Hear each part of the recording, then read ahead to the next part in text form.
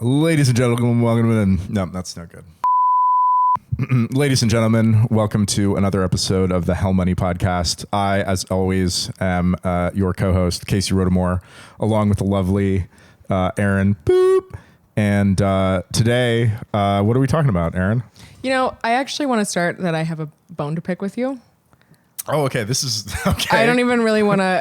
It's just you've already triggered me. First of all, this is our first episode in quite a while with no guests. Okay. This is us in the war room. Yeah. In the usual setup. Okay. And you introduced me as Aaron Boop in every episode. Yeah. You are erasing female podcasters. Say her name. You have told me multiple times that you don't want me to say her name. I am doxxed. You're fully doxxed now? Yeah. Okay, Aaron Redwing. Who gives a shit? Yeah, Who's there we fucking go. shit. She's fucking Native American. We got Poca fucking Hontus over here. All right.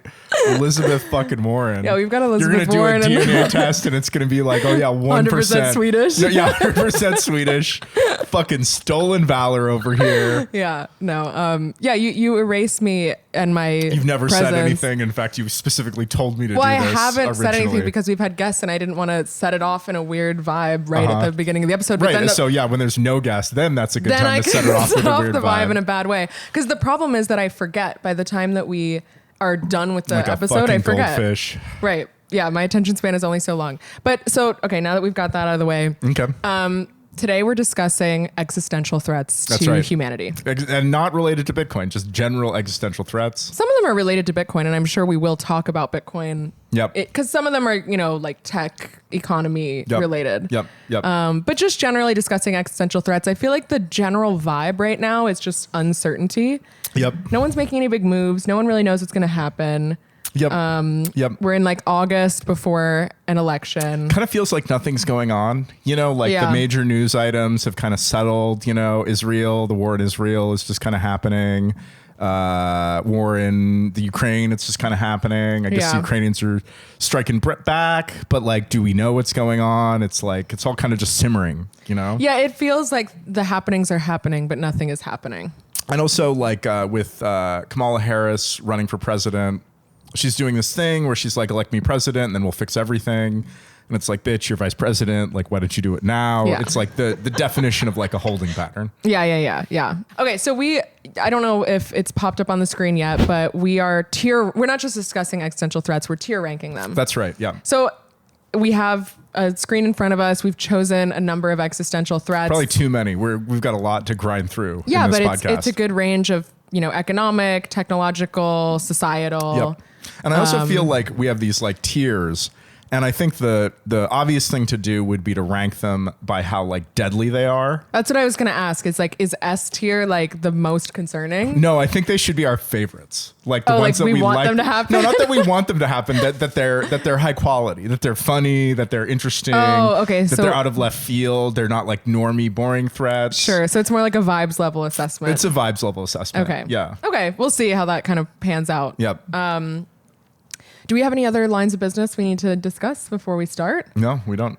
Oh, well, I could mention we almost did an Urbit episode instead. That's right. Yep. We were like doing journalism. We were talking about. We were doing journalism. We spent the whole day yesterday investigating the Urbit drama, and then we realized that no one cares. No one cares. It's really inscrutable. Curtis Yarvin did a live stream, which was like incredibly long.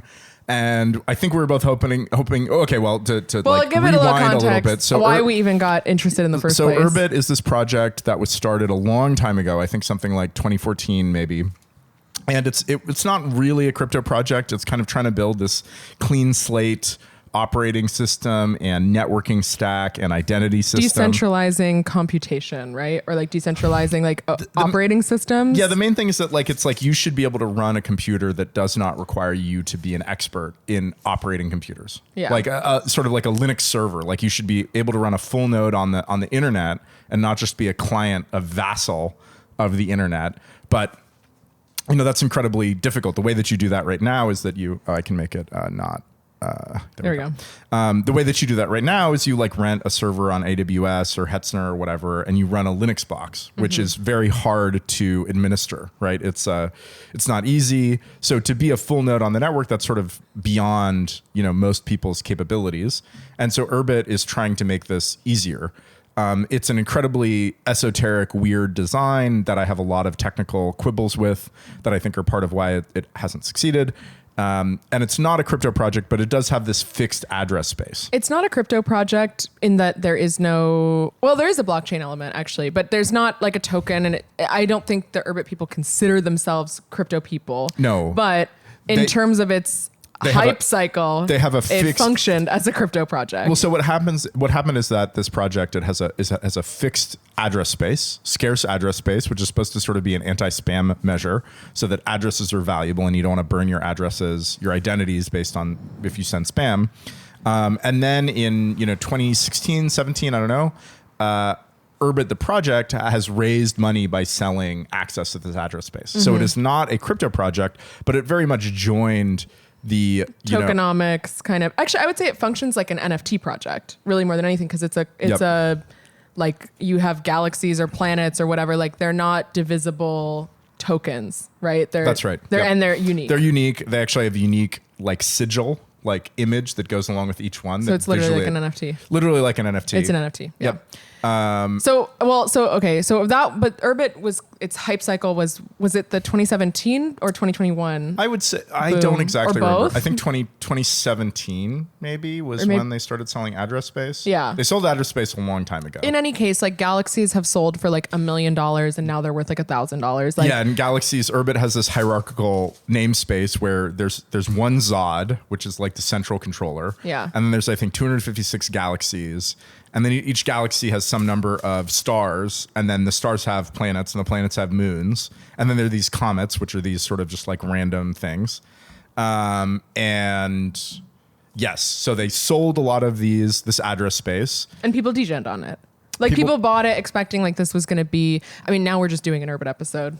Now we are doing an Urbit episode. Okay, whatever. People bought these, they speculated on them, and like every crypto project, our viewers are primarily crypto and Bitcoin people. Like they know how this goes, right? It's like you speculate on this thing, the project doesn't deliver, and the thing doesn't have any value anymore. And so the recent drama is that the Urbit Foundation is broke. It seems like there's all these various coups and ideas about what should be done to fix this situation because Urbit has still not delivered on its like kind of key projects. I don't know, functions, whatever. Yeah, well, it's not easy to use. You have to be even more of an expert to run an Urbit chip than you do need to run a Linux node or a Linux server. It has not delivered on the project of these like super featureful, easy to use apps, this like, sort of set it and forget it computing that just does what you want. It has an incredibly esoteric programming language, which nobody really wants to learn. I've been interested in Urbit in various times. And every time I've been like, maybe I should learn how to program Hoon, which is the language. I'm like, everything about this system is too esoteric for me to evaluate before sinking a ton of time into it, whether it's a good idea or not to start learning the actual like language and operating system. Yeah. Right? It's like, the code, it looks like line noise, like literally just looks like line noise. So I've always been like, well, like, I don't know if this is like worth my time to learn. And I suspect that that's what's happened to a lot of other developers. Like it hasn't attracted developers either, which a system needs developers to build apps that users can use. Yeah. So, actually the reason why we were even peaked to this drama is because one of the coup contingencies like suggested using ordinals to replace the current address like namespace thing that people degened on was built on Azimuth, which is some Ethereum. Azimuth is an Ethereum smart contract. Right. Okay. So they had. And Azimuth is the sort of this like namespace broker where you can trade your planets around, et cetera, et cetera. Yeah. So now there's kind of this like one contingency within Urbit that was like they wrote some manifesto and they said like maybe we should do it on Bitcoin ordinals instead. And so then we were like, oh my God, are we part of the drama? And so then we got really intrigued. We were like, oh my God, maybe we could do a multi-part series investigating this. And then like I don't know, we kind of got to the bottom of it and we were like, I think it's interesting, but I don't know if anyone cares. So I guess the whole point of all this is like, if you care, let us know. And we can do an Urbit episode. We could even interview Urbit people. They're all in the Bay Area. Yeah, a lot of them in the Bay Area. So yeah, we could do an Urbit episode if you guys want. But I don't know if anyone cares. Yeah, and I also don't think there's like enough drama. Like we watched Curtis Yarvin's like State of Urbit, like wartime address, and it's like, well, like there's some drama and like there's a little bit of coups, but like, does anybody care? It's not juicy enough. No, it's not juicy enough. Maybe it'll get juicier. We'll see how it unfolds. Again, if you guys care, we will do an episode because we do need topics, hence why we're doing tier ranking existential threats to humanity. We're doing the like just content farming. We are content Next farming. episode, it's going to be react videos to other podcasts. We're going to like live react to the Stefan Livera podcast or like what Bitcoin did in real time. We're really scraping the bottom of the barrel. Yeah, shout here. out Charlie Spears actually for giving us the tier ranking idea in the first place. Yeah. I think we kind of stole Blockspace Media's alpha, but yeah. So, okay, we should get into it then. Yep. Now we're going to get into it. We're getting into it. We have kind of thumbnails that represent all the existential threats. Let's go. All of them. There are no existential threats that are not not here. These are the only existential threats. Yeah. So let's just start. Yep. We're starting off with a bang. So the first one is Big Pharma. Yeah. What is this? What is this risk? What's the existential risk from Big Pharma? I would say the existential risk from Big Pharma is kind of like a Brave New World. Well, there's different interpretations, but there's kind of like a Brave New World interpretation where like, you know, you will take the pills, you will be happy, you will own nothing. Like that you kind of get like satiated by Big Pharma's solutions that don't really like create like an individualized, actualized society, but rather like keep you medicated. That's like one interpretation, I would say. Yeah, interesting. It's kind of interesting that we don't really have that. We've never built. I mean, so that when one Big Pharma doomsday scenario is sort of like Soma, like from Brave New World, that everybody's like, yeah. But it's interesting. We've never actually made a drug that's like that. Like they all have weird downsides. Like there's no pills that can just make you happy. I think that's the point of Brave New World, though. It's like they're not really happy. Oh, no, I think that is the point. You take Soma and you're happy and you don't want to do anything else. But that's the big risk. Isn't the main character kind of like, oh, wait, maybe I'm not so happy? I'll be real with you. I've never read the book. Yeah, I think I read it in high school. Or maybe I read it in college. I think the point is like, it's kind of like this like one guy sort of breaks out of the matrix a little bit. Like he's like, maybe I'm not so happy on this Soma shit, but then everyone around him is. And that would be the big existential risk maybe, is that they figure out a way to like keep everybody medicated. They make a psychiatric drug that actually works. Yeah. Imagine that. Well, that'd be like actually maybe not so bad. They made a psychiatric drug that had no negative side effects and actually worked. The problem is that it always does have trade-offs. Or if it like reduced productivity and nobody was motivated to do anything, they just like wire-headed. Yeah. I guess like, you could also say like Big Pharma as an existential threat is more just like Big Pharma control, which I think is more like a political thing rather than like looking at it as like the actual effect of Big Pharma on individuals, more like Big Pharma's influence on things like vaccine mandates or like mandating whatever sort of drugs they want to sell and just like kind of gaining control over the government. Yeah. I guess I would kind of put this in a low tier, like C tier, like I don't really think this is kind of like a weak sort of like diffuse, hard to imagine existential threat that doesn't seem likely to pass. I don't think we've really fleshed it out very much. I feel like Big Pharma is probably like I hate Big Pharma. I would say Big Pharma is probably one of my big. Why do you hate Big Pharma? I feel like they like Big Ag, which we don't have on this list, but like Big Ag and Big Pharma, I feel like are some of the more like egregiously evil in terms of just like really not caring about like what was it, the Lehman, like the opioid crisis. Do you remember the situation where there was some company the Lehman Brothers? No, but it wasn't it. It was like the Sackler family. Yeah, the Sackler family. Like that. Like no one went to jail. They got fined like a negligible amount of money, and like they knowingly like got tons of Americans hooked on opioids, and doctors are like in cahoots with them. Like I think that sort of threat. Yeah, that's my beef. I hate Big Pharma and I hate like that kind of medical industrial complex. So. I don't know. What tier would you put this in? I would put it in A or B tier personally. Okay, let's compromise and go for a B tier. Okay, let's do B tier. Yeah. Okay, Big Pharma, B for Big Pharma. B for Big Pharma. That's right. Yep. Okay, next one is guns. It's guns. We have a picture of Sam Hyde, committed a number of shootings. He's still on large. It's really unfortunate. Law enforcement needs to get on that. Do something. What are we even saying here? I guess like the direction I would take guns is more like, okay, if everyone can have guns, like let's say that 3D printed guns are just like you can have very easily for a low cost, anyone can get a machine gun. Yeah. Is that like an existential threat to society? I'd go D. Like I don't think it's an existential threat. Like I think it's kind of fine. Yeah, it's kind of fine. It obviously there would be more gun violence. And I have like mixed views on arms control, right? Like I think a lot of the arguments in favor of having access to firearms are like valid. I do think that, you know, in a lot of circumstances where the government has gotten really bad in other countries, one aspect of that has been that the citizens were not armed. However, on the other side, I do think that increased access to firearms does lead to more firearms related violence. I think that if you don't think that that's true, if you don't acknowledge that that's true in some cases, like you're probably just kind of an ideologue. Yeah. So it's a question of trade-offs. And if everybody had guns, like, okay, I guess there'd be like a marginal increase in firearms violence. Yeah. Yeah. Yeah. I feel like I would personally rank this one D because I think that it's sort of inevitable. It's one of those existential threats that I feel like is kind of inevitable and sort of a moot point. Like, it does seem to me that getting access to firearms through 3D printed guns is an inevitability. Yeah. How much that actually plays out in society to the point of like everyone owning a 3D printed gun or like a gun that they buy in a regulated way, like whatever, I don't really know. But I think it's just kind of one of those things where there's not really much that can be done about it. It's kind of uncertain what the impact would be. And like maybe there's enough positive upside that like whatever. It also is something that doesn't necessarily change the balance of power. Like if firearms are widespread, it means everybody has firearms. Yeah. Those with differing opinions have firearms. So I can't necessarily see the widespread distribution of firearms changing the balance of power enormously. Yeah, I think D. Okay. Right? Yep. Okay. Censorship. So I kind of specifically targeted this one to like social media censorship. You could go different routes with it. Like you could say like traditional media censorship, like the media only allows people to see whatever, which kind of is the same thing as social media censorship. I don't know. It's a problem. I would put this in S tier because I think this is an S tier. Yeah, threat. I think it's a real threat, and I think that it comes in so many different angles. One thing that I've gotten increasingly disillusioned with over the years is the neutrality of things like Wikipedia.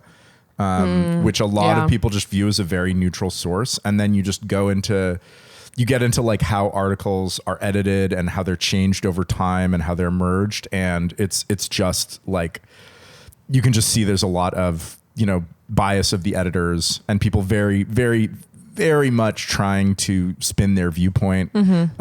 Just as like a random example, the Wikipedia article about the assassination attempt on President Trump or ex-President Trump, the original title for that article was "Shooting at Trump Rally," something like that.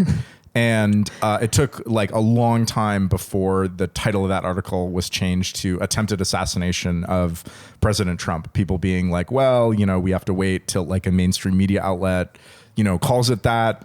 And then the picture, the headline picture for that article, as of right now, is this like kind of boring photo of like the grounds that the shooting took place at, and not the iconic photo of Trump getting shot. Sorry, my tinfoil hat. I know. I'm like, we need to tighten your tinfoil.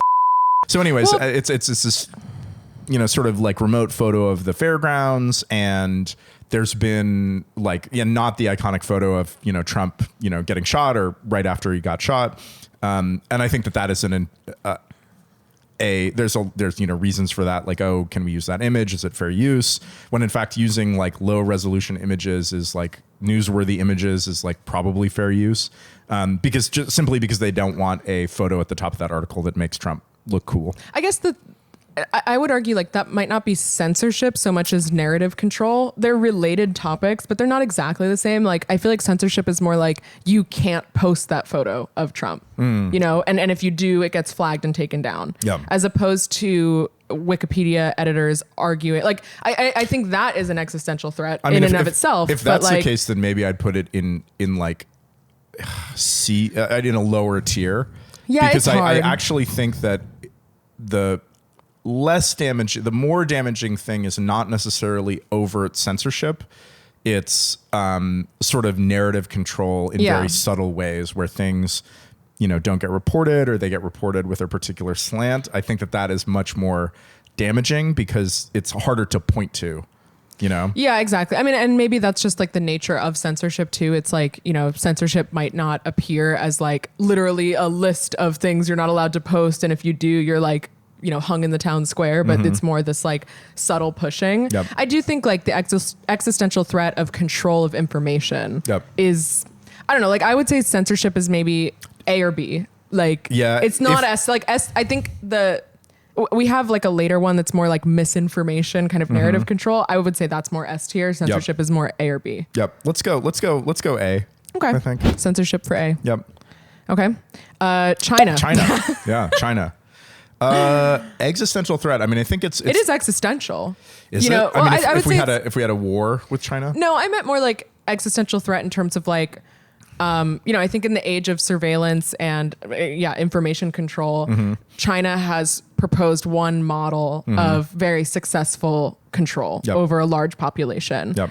I don't think that what China is doing in China, like the CCP is doing in China, could work in the US, for example. Like I think there's just kind of like cultural, structural differences.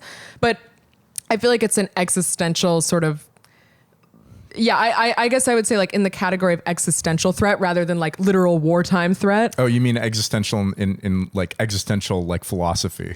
Yeah, existential just in terms of like, is this the model that many other countries will move towards as like nation states get more surveillance, more control? Yep. Are we going to see more nations and political parties moving in the direction of the CCP? Yeah. Or is China kind of just doing its thing and that's just like China's way? Yeah. Like does China escape containment? Yes. Yeah. Yeah. I mean, we do see, things recently like people, speech in the UK being directly criminalized, right? In ways that it would not be criminalized in the United States. I mean, the other existential threat of China is like world superpower China. That's the other kind of like... I don't believe in world superpower China. That's what I was going to say. Yeah. I think that one is like, if you interpret it as China as world superpower... Let's keep it concrete and be China as world superpower. Then I feel like it's D. Yeah, D tier. Okay. Yep. Sorry, China. Sorry, China. Energy crisis. Global energy crisis. Yep. We run out of energy. We're fighting over energy. And this is separate from climate change. Yes, we also have climate change. We also have water. I mean, they're kind of like, it's a little bit linked to climate change because a lot of our energy issues are caused by rejecting, for example, nuclear, which is done partially due to climate change, partially because nuclear weapons can be weaponized. I like this, even though I don't know that it's possible. Like, I think it's sort of like the idea of an existential threat due to energy crisis is like an interesting like vibes kind of existential threat. I agree. It's actually like it's a question I often pose whenever I'm trying to like orange pill normies, or if someone comes at me with the like, oh, Bitcoin uses so much energy, doesn't that make it bad? Question. The question that I ask them is, do you think that the future, like an ideal future, we as a civilization are using more, less, or equal amounts of energy to what we're using now?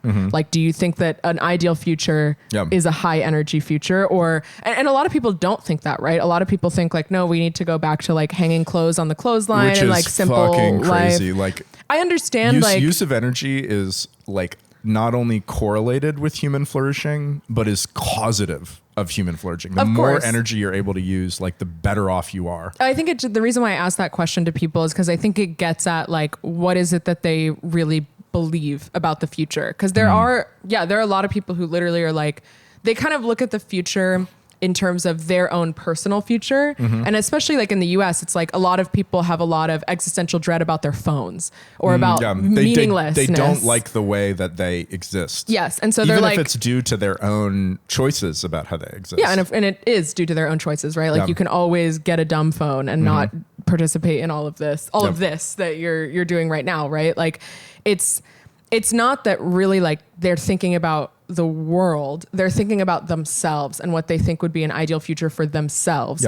And they think, oh, well, if someone would just like take away that from me, then my personal future would be better. And then they kind of project that onto a better future for the world, and which is crazy. I mean, that's just like, it's very myopic. And I think it's not the right way to look at the world. Right. So yeah, I kind of feel like this one's S tier because I feel like it gets at like the degrowth. Yes, it's a degrowth. Yeah, and I actually think that the degrowth mindset is very dangerous. It's very dangerous and very prevalent. It's very dangerous because I think it's not it's not addressed in that way. Yeah. Like, that's why I try to ask that question, because I think getting at that question, it reveals people's true motivations behind feeling some type of way about other people's energy consumption. It's like, really, they just feel that way about themselves personally. Yep. And I do think that, like, yeah, exactly what you said, a higher energy future is a future of human flourishing. So yeah, S tier. S tier. S tier. Let's do it. Okay, our next existential threat, which is represented by various pictures of Obama, is deep fakes. Deep fakes, that's right. Deep fakes. Which Obama is the real Obama? Yeah. I think this is a highly overrated concern. Really? I kind of do. I see deep fakes as becoming more common, but just my personal view is that they won't be very impactful.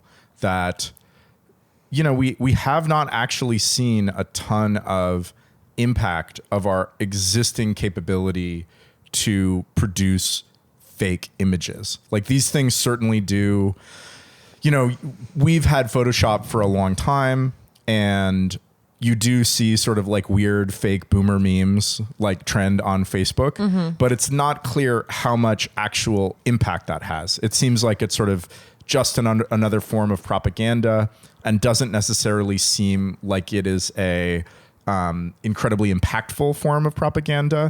And I do think that the things that scare me about the media, and the things that scare me about, you know, what gets pushed on the media, it's not so much objectively fake things that get pushed on the media. Like, it's relatively uncommon that you'll go to the New York Times and their articles will be like absolute lies. They'll say shooting at Trump rally instead of assassination attempt. It's subtle. Yeah, it's more exactly narrative control rather than direct overt. It's how they spin things, you know, it's like reporting, it's taking some source of information, two sources of information, and just promoting one as being valid and the other's invalid when, you know, maybe there's a bias or a spin. So in terms of overtly fake content starting to dominate and be disseminated, I actually don't really worry about that. I think that that the general media is pretty okay at not spreading things that are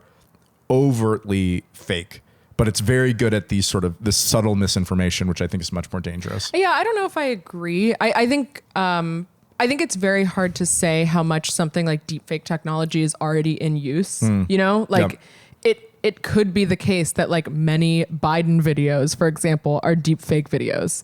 Like, that's not so relevant anymore because Biden has stepped down and whatever. But like, I think I feel like there's one interpretation of deepfakes which I would say kind of is similar to the 3D printed guns thing, which is like, okay, if everyone can make deepfakes, then that's kind of like, it's also a weird sort of plausible deniability. Like, you know, we can say anything on this podcast, and I can say that was a deep fake. I didn't say that.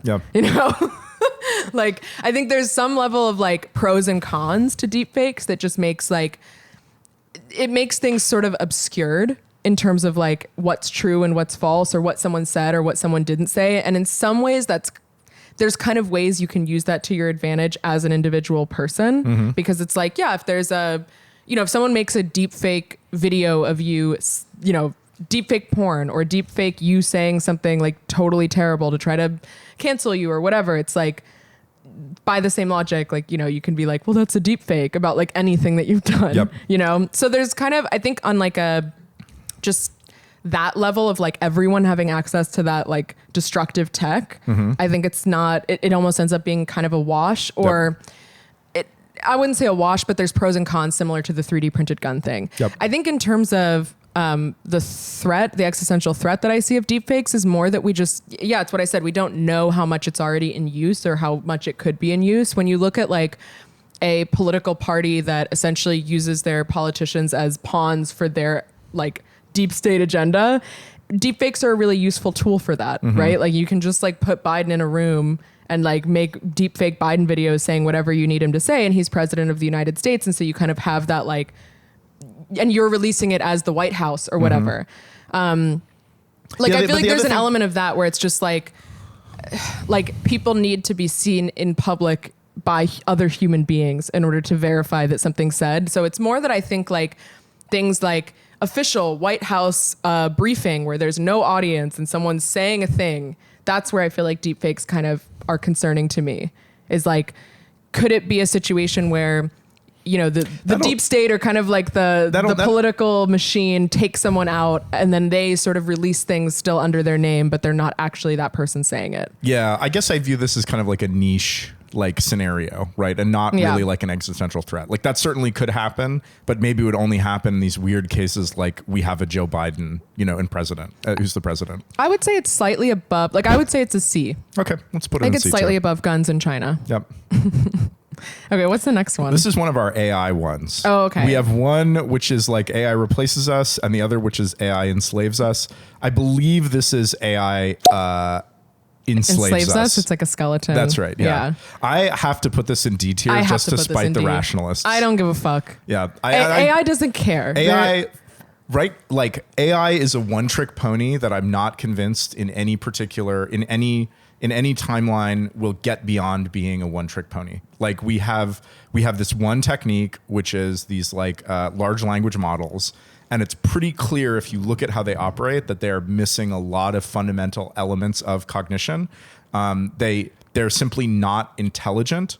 They sort of just are doing this like pattern matching. And you could certainly argue that like, oh, what humans are doing is just pattern matching. But you don't see... You don't see humans that are unintelligent in the way that AI is unintelligent, right? AI, you can ask it these questions, it produces these very nice answers, but with these just glaring, incredible holes. Mm-hmm. And you don't see humans make those kinds of mistakes. So I've always underrated the risk of AI. I think it's a technology that has developed very rapidly, but has developed very rapidly in this like single sort of capability. Mm-hmm. And I don't see it as becoming multi-capability or truly emulating human intelligence anytime soon. My complaint would be more like, why would AI want to enslave us? Like to what end? Right. Like AIs don't desire the things that humans desire. Right. Like, let's say we are in a future where AI does kind of gain a level of consciousness that you doubt it could gain, mm-hmm. or that it doesn't seem on the path to gaining at this time. Like even in that scenario, it's not a human and it functions very differently than a human. Yep. I feel like AI, the relationship between AIs and humans is going to be more of like a domestication process. Mm-hmm. Like where AI is domesticating us and kind of like, we're sort of like forming our society around AI in the ways that make sense and vice versa. And I always think of AI as like my house cat. Mm-hmm. It's like, I clearly have the cat brainworms, you know, like the cat has like domesticated me. I serve the cat and like, I love the cat. Mm-hmm. And I feel like AI is kind of a similar thing where it's like, it will probably just find its way into my life in this kind of domestic sort of situation, mm-hmm. where it's like, I'm living with the AI in functional ways that make sense for both of what either of us is trying to achieve, mm-hmm. you know? And I say like, yeah, let's fucking go. Yeah. I also think it's kind of something like firearms in that, you know, one of the reasons that we ranked firearms as a low tier is because, well, if everybody gets access to firearms, it doesn't necessarily mean that there's a huge power shift or change in, you know, societal dynamics, which is probably similar to AI. You certainly can't imagine a far-fetched scenario where one entity gets incredibly powerful AI and nobody else has access to it. And maybe that changes the dynamics, but I rank that as being so unlikely that it's probably, yeah, everybody slowly gets access to more and more capable AIs. Mm-hmm. And as a result, it doesn't actually change things that much. Yeah, I guess you could argue that maybe there's some, like the most end case extreme AI enslavement model is like AI develops the desire to self-replicate in mm-hmm. the way that humans have a desire to self-replicate, mm-hmm. which I don't think is, I don't think that really makes sense. I don't think so either. I mean, you look at like domestic animals, like cows haven't, you know, we are fully in control of the cow life cycle. Well, or we live in like, it's like, you know, you could say the cat analogy is one, but like what Matt's always on about, like corn domesticating us. Like, that's right. Like we formed our societies around corn. Yeah. Like, I think it's AI is going to be like corn mm-hmm. or something like that, where it's like, yeah, we will shape our society around its flourishing to the extent that we need it and want it. Mm-hmm. But I don't think that it'll have Like I feel like the idea of like AI is being like, okay, you guys need to shovel coal into the electricity generators to like put into our models, and otherwise we're going to nuke you or whatever. Like that seems like a zero sum game for the AI also. Yep. You know, Yep. like AIs want us to be around as much as we want AI to be around. Yeah, and probably AIs would prioritize stability. I mean, they Exactly. rely on all of this infrastructure, which the more conflict there is, the worse that infrastructure gets, which doesn't benefit the AI. Yeah, let's go D tier. Let's go D tier. Okay. Cybersecurity? Yeah, hackers. Hackers? Yeah, I would also low tier this. I feel like this is D tier for me. I know, and maybe it's just one of those things where until it happens to you, you don't give a fuck. Yep. But, you know, I feel like there's always this like concern of like, oh, Russia or China's going to hack the US and they're going to, like, I'm just like, they're going to expose what? Yeah. Like, what is going to come out that's going to like, what is the weapon? Yeah, and also it seems like, you know, it's one of these offensive versus defensive technology kind of situations. And as we develop, it's true that our offensive capabilities, i.e. hacking, get more potent, but our defensive capabilities also get more potent. For example, developing viable memory-safe languages like Rust that are alternatives to C and C++ that sort of eliminate huge classes of vulnerabilities. You know, this is happening at the same time that hackers are getting more sophisticated. And so I don't see the balance of power changing enormously. I do feel like it's a little bit, I would say this is a C for me, because I think it ranks above, it's not quite at the level of, oh, well, you know, it's an inevitability, or like things will happen and we'll just see what happens, and people have different, because I do think you can do, you know, it essentially offers a new form of like, I mean, you could call it resistance or attacking or whatever, right? It's like you can hack an agency or a company or an individual as a weapon, right? And I do think like that kind of targeted cybersecurity attacks maybe is a little bit higher than just like everyone can have a gun. Yeah. AI is going to enslave us Yep. level existential threats. Yep, let's go C. C tier. Climate change. Okay, climate change. Yeah, climate change. I mean, I think, you know, climate change is real. Obviously, it's largely human caused. Despite the hat. Yeah. I mean, it's mostly where I disagree with people about climate change is I think some of the responses are like really crazy, and there are a lot of non-trivial trade-offs. You know, like if you use less energy, you're going to make people worse off. You're going to make things more expensive. The fact that people can be very worried about climate change and yet be very staunchly anti-nuclear. You know, I actually think that the climate change worry, the thing that worries me more about the climate change itself is the excuse to expand government control due to climate change. Yeah, I think my gripe with the climate change people is I think that there's two issues that are being lumped into one with climate change people. There's like the rise in global temperature, right? Like the climate changing as a result of human actions. That's one thing. Yep.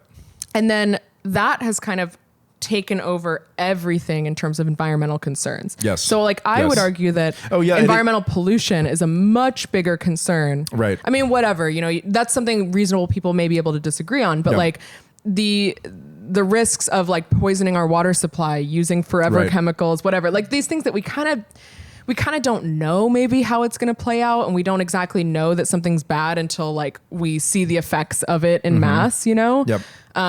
I feel like all of those kind of issues have gotten lumped under the umbrella of climate change, but climate change, meaning the rise of global temperatures, is the thing, and CO2 emissions is the thing that's gotten the most attention, despite being, I wouldn't say a bigger issue necessarily than environmental poisoning. It's pretty interesting how issues come and go. Like I remember when I was growing up, overpopulation was a huge topic. Like that was the primary topic for people who were concerned about the environment, is overpopulation. And that is not in the narrative at all.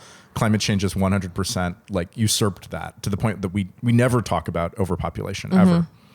Yeah. Yeah. So I don't know, like, it's not to say that the rise of global temperature will not have massively catastrophic effects. Like, I think it's probably reasonable that like there will be major changes. I mean, just even thinking about it makes sense that if you have a global civilization that all of a sudden is completely changing the surface of the earth, that the climate, like the atmosphere, the oceans, everything will change as a result of that. And that change results in catastrophe and it results in instability. That's not negligible. And it's obviously, but it's also one of those things where it feels inevitable, you know, like it is inevitable that things will change. Climate change is possibly more easily rectified than other environmental catastrophes. You know, if we really got our act together with building out nuclear power, and there are ways to remove CO2 from the atmosphere that are potential solutions, feels like we could sort of get our act together with that and solve that. If our entire like manufacturing pipeline and products that we consume have all these like other random negative ramifications in terms of putting up chemicals in the environment, that actually seems like a much harder thing to deal with than climate change. Like climate change is pretty much like monocausal, monosolution kind of thing, right? Like stop putting more carbon into the atmosphere, right? Switch to nuclear, start figuring out carbon sequestration. Yeah, I think it ties into the degrowth thing, right? Is like there's so much of the climate change contingency is a degrowth mindset. It's that we need to use less carbon, we need to use less energy, we need to decrease our energy usage in general, which I just disagree with, you know? Does that, and also I think wins are not celebrated or appreciated, like the hole in the ozone layer, right? Like that, like CFCs causing a hole in the ozone layer. That was such a big thing that people were so freaked out about. Well, didn't we just kind of fix it? That's my point. We just kind of fixed it and then we kind of moved on, you know? And I think probably like, I would say maybe my argument is like climate change is not as much of an existential threat as something like environmental poisoning, for exactly what you said, is that like, it feels like there are solutions and steps we can take to emit less carbon into the atmosphere, for example. Will we do it fast enough? I don't know. That kind of gets into a different existential threat of just like, how functioning are we as a civilization, you know? But I feel like climate change, just taking that like CO2 emissions, temperature rise thing, feels like something that we can tackle and maybe doesn't need as much sort of existential weight as we put onto it, because we're wrapping so many other things under the umbrella of what is actually like, I mean, one climate change specific is issue. really like anti-capitalism, right? That's why people are so concerned about the climate change. Climate is because they're like, they don't like capitalism. They want to come up with some reason why capitalism is bad. And they're like pointing to climate change as that, but their underlying thing is just beef with capitalism. Yeah. And I think we talked about this in the capitalism episode that we recorded, I don't know, like almost 2 years ago now or something. But that like, yeah, capitalism probably isn't well equipped to deal with something that's as long-term of a threat as climate change. It's weird because like capitalism, like, you know, also produces things like cheap nuclear energy, right? Which, you know, is a solution to climate change. Yeah, I think I can understand the argument for people saying, well, in order for, you know, the changes that we need to have happen for us to not end in a bad result in 100 years, we have to have like some level of standards and regulations. Like, I think that's a reasonable thing to say. Whether that plays out in a positive way in actuality in like a polarized political environment is another question. But I think you're right. It's like, it's kind of an anti-capitalist thing. It's kind of lumping together many other issues. I don't know. I'm not going to put climate change as D because I feel like that's like too crazy. Let's go C tier. Let's go C tier, there's some meat on that bone. Yeah. Next is housing crisis. Yeah, housing crisis is actually pretty bad. Yeah. Like it really does make people worse off, and we seem to be particularly bad at fixing it, which is quite odd given that the solution is so simple. Like the solution is just build more housing. Well, it's complicated in that housing is a financial asset in order to avoid inflation. Right. You know, it's not just you buy a house to live in a house, or even you buy a house to have a vacation home. It's that people, not even people, it's like large corporations, large financial entities like BlackRock, like use housing as a financial position. Yeah, not just BlackRock. I mean, all homeowners, private homeowners in the United States also view it as this long-term investment asset. Right. Most of your debt, of your wealth, frankly, is in your home. And building more housing would reduce the value of people's homes. Yeah. It'd be interesting, like maybe what the government should do is just be like, all right, we're just going to guarantee the value of your housing. We're going to be like, okay, there's no way that if it drops below 75% of its current value, we are going to just pay you the value of your house. And we're also going to pursue a policy of building tons and tons of housing. Yeah, I mean, I think that's the 2008 financial housing crisis wrapped up in the financial crisis, all of that. I think that if the government had bailed out homeowners instead of the banks, that would have been a much better outcome. Yep. If we're going to do some bailout, bail out individual Americans rather than bailing out the banks. Yep. The problem is that the bailouts don't usually come to the homeowners. Yep. But this is not a catastrophic, issue. Like this isn't really an existential threat. Like things just kind of get worse. And yeah, I would say that the reason why it's existential is because it's something that seemingly has a simple solution, but actually is very complicated and is wrapped up in a lot of other problems. And I would say the reason why it's also existential is because I would say it's the best representation of the generational divide where young people can't buy houses and old people are sitting on houses and there's no trade between those two entities happening. Yeah. It's more an individual existential thing that I think speaks to a lot of millennials and younger, where it's the question of will I ever be able to buy a house is a very big looming existential question in I think a lot of Americans' minds. But that's not worldwide, and it is very particular. It's kind of contained in that way. Yeah. It's not worldwide, but it seems to happen in almost every developing country, with the exceptions like Japan. Japan just happens to be very good at building a ton of housing. I think the thing that also makes it a little existential is that it's freaky to go. I was just in Vancouver, and Vancouver is it is so much foreign investment in real estate in Vancouver. It's crazy. The housing prices in Vancouver are way worse than San Francisco or Seattle or Los Angeles, anywhere else on the West Coast. And it's weird to be somewhere where there's all of these apartment buildings being built and no one's really living in them. And they're essentially just places for foreign entities to park capital. That feels very out of, it just feels very fucked up,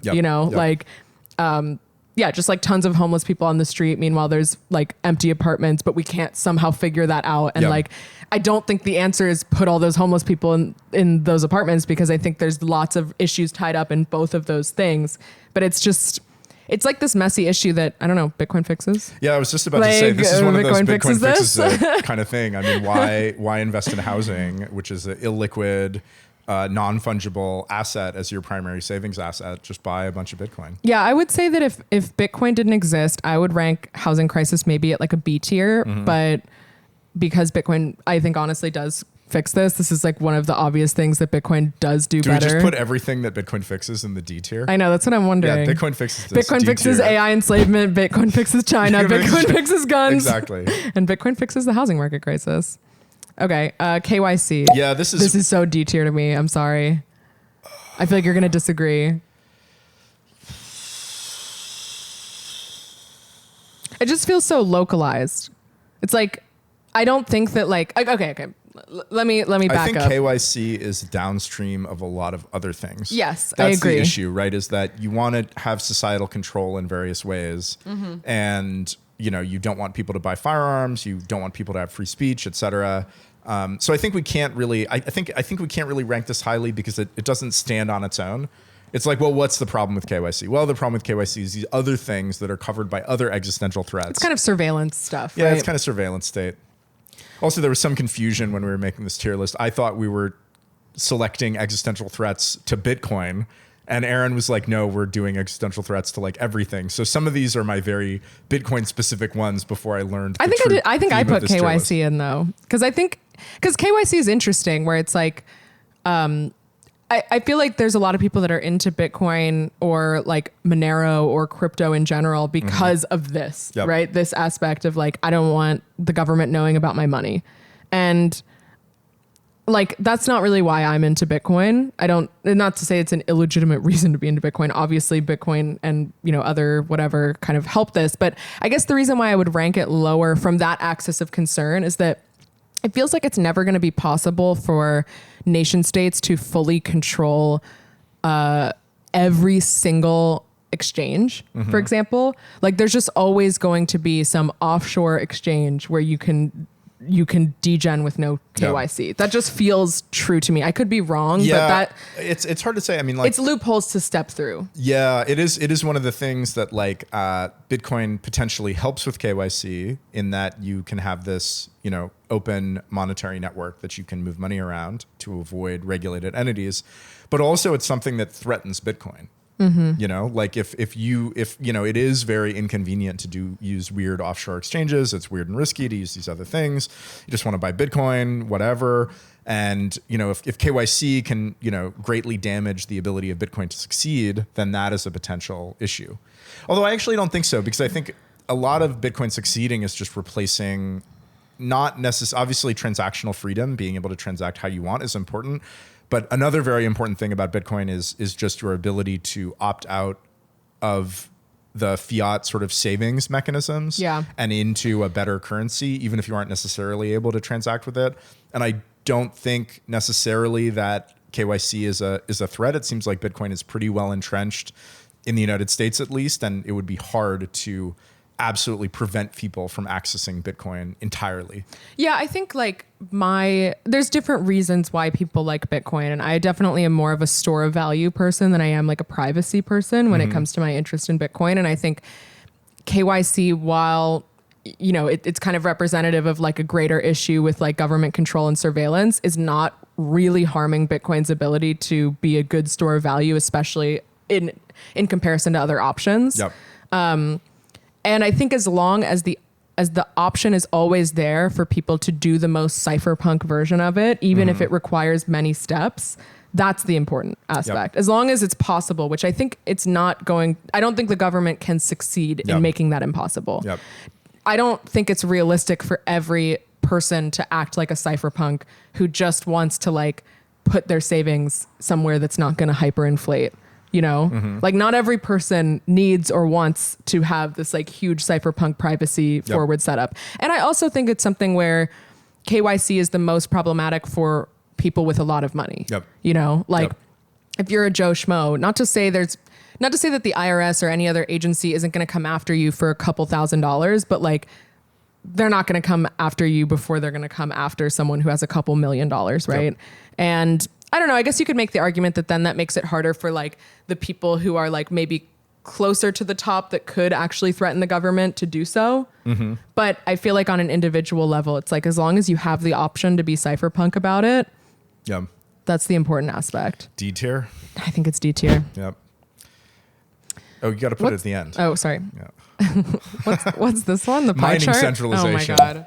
So mining centralization. This is actually not D tier, I think. This is not D. You think it's D tier? Mining centralization doesn't really worry me that much because I feel like it's not just, okay, do we have mining pools? Like when people talk about mining centralization on Bitcoin, what they're talking about is mining pool centralization, not miner centralization. Yeah. Because miners are pretty well distributed. We have a bunch of different miners in a bunch of different places at a bunch of different scales. And it's a very competitive market and they come in and out of existence all the time. What we talk about when we mean mining centralization was mean mining pool centralization, the pools that miners use to jointly mine and eliminate variance or reduce variance from their payouts. Okay, some mining pool gets centralized and some mining pool starts like 51% attacking or censoring transactions. Miners can switch very easily to other pools. That's not hard at all. And we would see a reaction to it. If a mining pool started 51% attacking the network, there would be a very strong reaction to it and certainly be disruptive, but I don't see it as being too much of a risk. Yeah, I think the incentive structure of Bitcoin is good in this case where it's like, if you're so heavily invested in the Bitcoin network that you have, 51% control, you will destroy what you've invested in by doing that, right? Yep. So it's kind of, maybe it's D tier. Yep, D tier. D tier. You heard it here first. Mining centralization, not a problem. Not a problem, guys. It's funny, these colors on these tiers aren't quite right. Like S tier is red and D tier is green. Like, shouldn't they get greener? Well, I feel like kind of by the logic of like which ones we like think are the most concerning or like that are the most pressing, then it actually does kind of make sense. D is like whatever. That's true. Yeah. Okay, next one is surveillance, right? Yeah, surveillance. We have a bunch which are kind of related, which are like surveillance, KYC, misinformation, censorship. I think surveillance is high. Yeah? Yeah, I Spin do. that out for me, Aaron. I think it's non-ideal that you can't go anywhere without being identified and recorded. Yeah. You know, Yeah. like just the ability to use facial recognition software to tell where anyone is at any given time.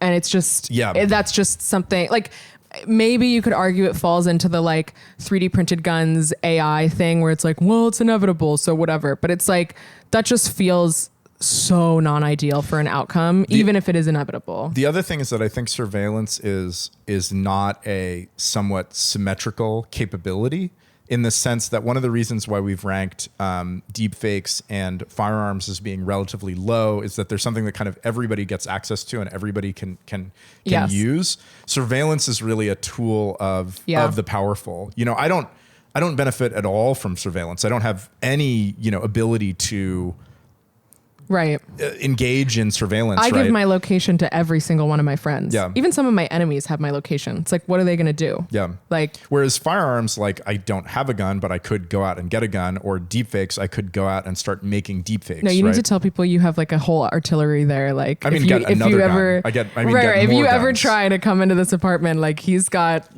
all those cabinets are filled with guns. Full of guns. Yeah. So like surveillance is definitely asymmetric. And also I think that face recognition is absolutely fucking crazy. Like facial recognition. So one thing that you should do, just as an exercise, is go to a website called PimEyes, PIMEYES, and upload some photos of yourself.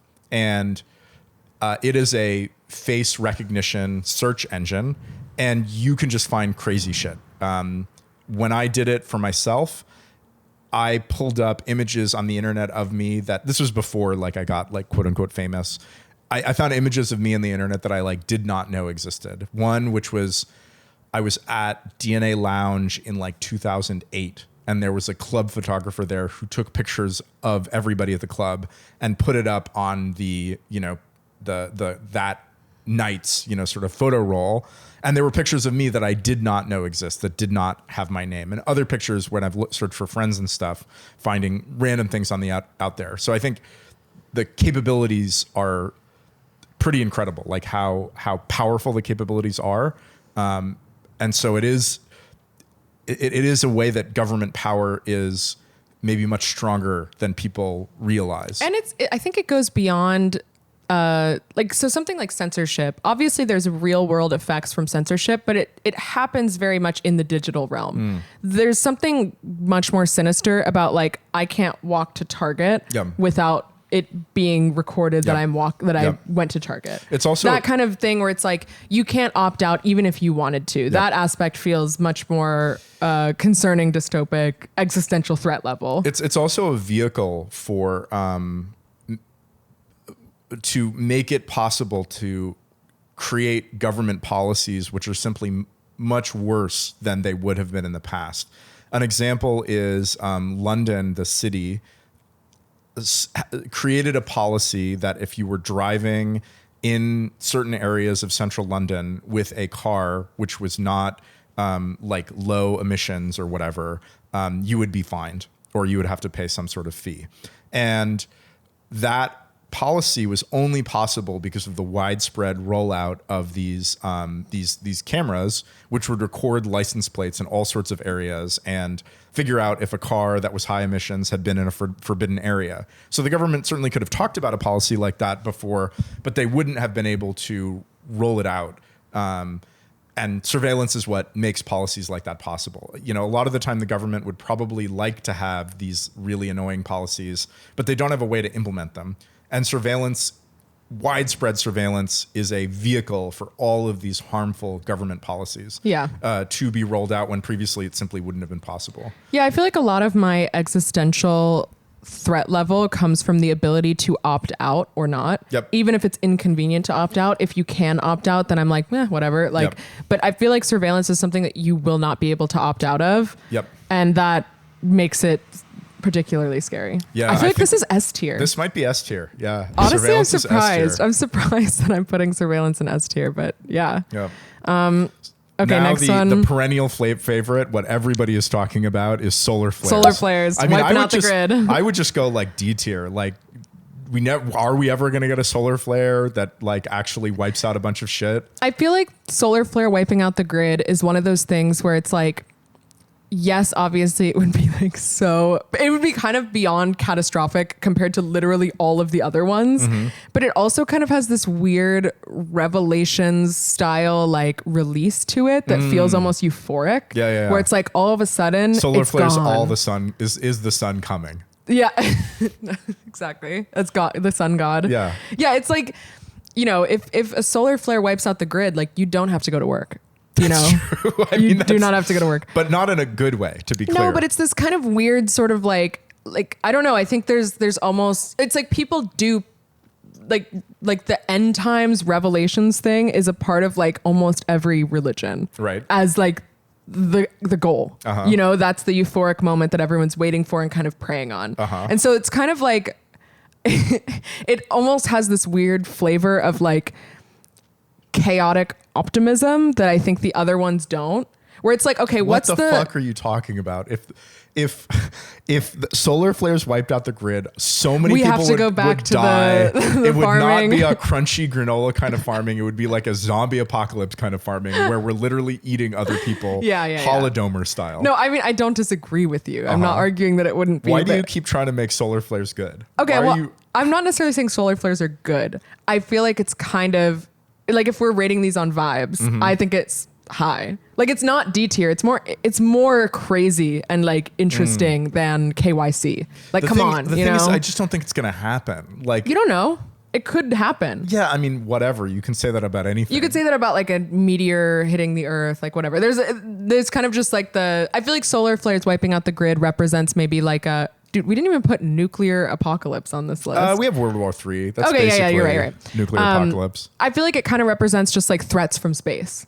Like a comet we hitting. have aliens too. That's also a threat. I mean from more space. like physical, like things that we know can and do happen in space, like a giant rock hitting the Earth, a solar flare wiping out the grid. If we lump this in with natural disasters, if we lump this in with meteors, I'll go S tier. Yeah, I think this is S tier, kind of weirdly.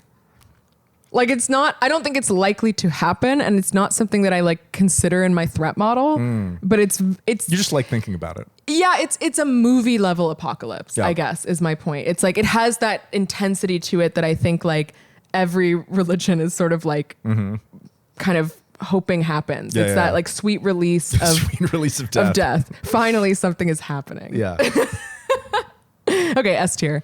What the fuck is this next one? This one is algorithmic polarization. Like people getting in their algorithm bubbles and like not kind of knowing what's happening in other algorithm bubbles and increased polarization of opinion and reality. I don't really worry about this too much.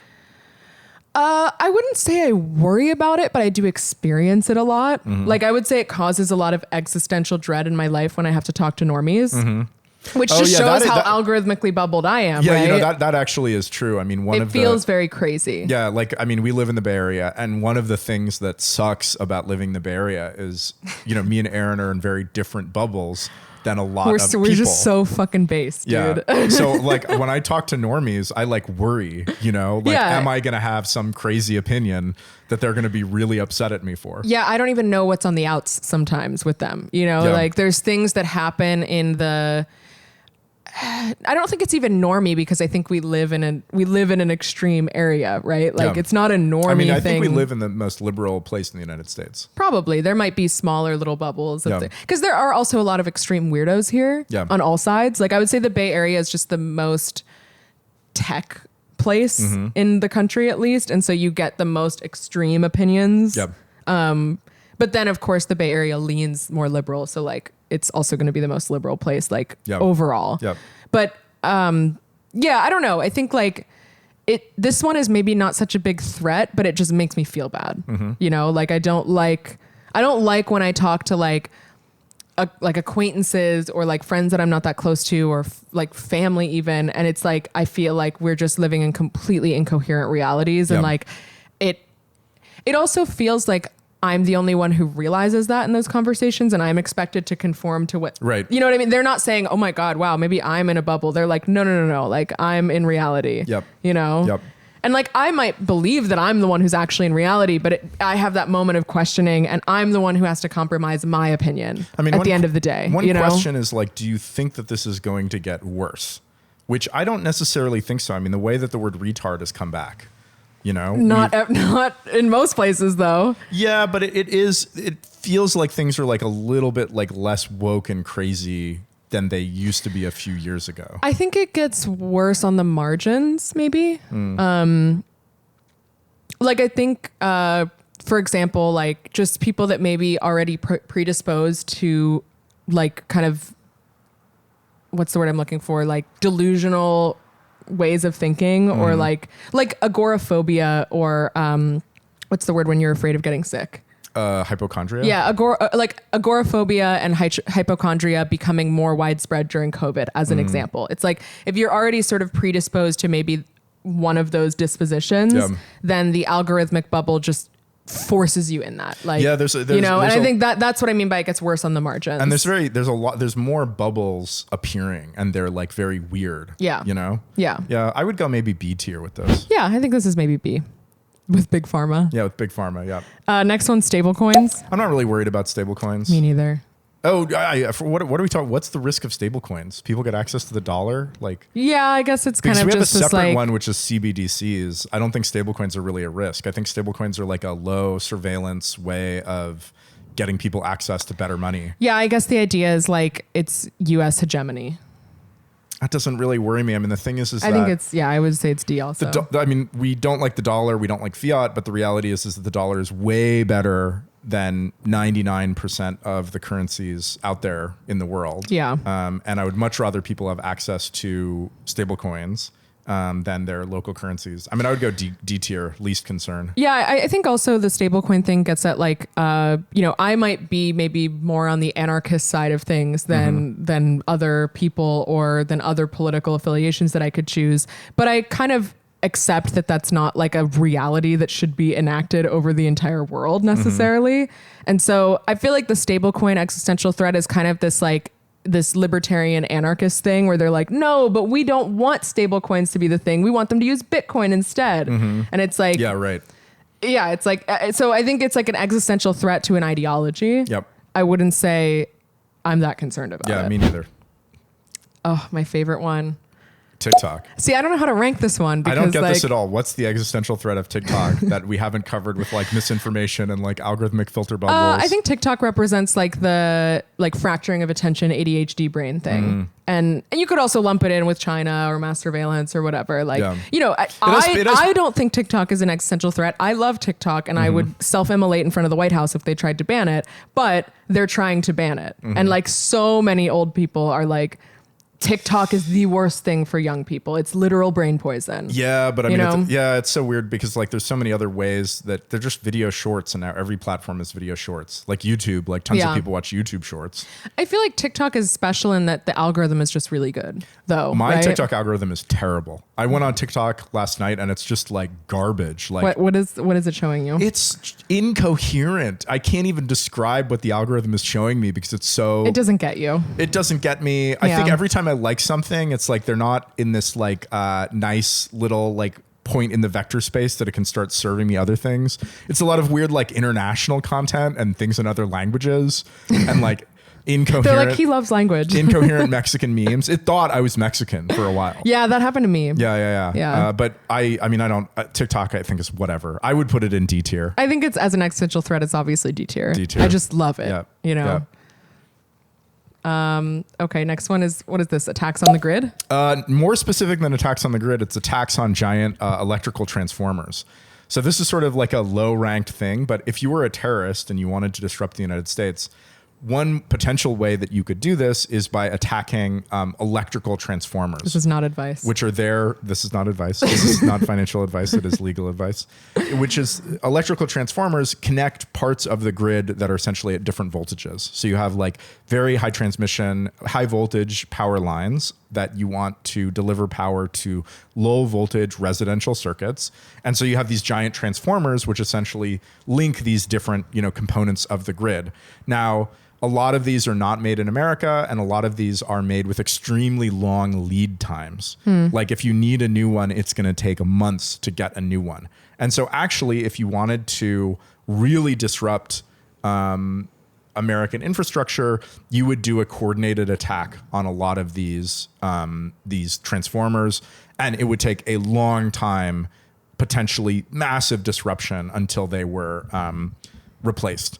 I don't know if these are actually a good, existential threat. I just think this is an interesting one in that it's sort of like out of left field. Nobody thinks about it. Nobody talks about it. I think there's probably many things like this in all various lines of supply chain. I actually don't know about that. You don't think so? Yeah, I mean the thing about these transformers is that wasn't to demean it, by the way. It's more to express the magnitude of like small attacks. Yeah, no, I guess what I mean is that these are a little bit different in that they are very specialized. They're not produced in great numbers. It's like each one of them is like a special order. Whereas like, okay, you take down a cell phone tower. We make and deploy so many cell phone towers that you're going to get that cell phone tower back up like very quickly. So the risk here is that you essentially like wipe out electricity for how big of an area? Well, I mean, you would need to hit not a bunch of them, but yeah, you'd need to hit like, I mean, I don't know anything about the electrical grid, but I assume that, the Bay Area is not fed by a single transformer. Yeah. You need to start getting, a few dozen to get, or like a dozen to get like a regional area. It's kind of like strategic warfare, Yeah. Whatever. It seems like just that could happen. Yeah. Yeah. I don't know where to put this. I feel like I'll let you place this one.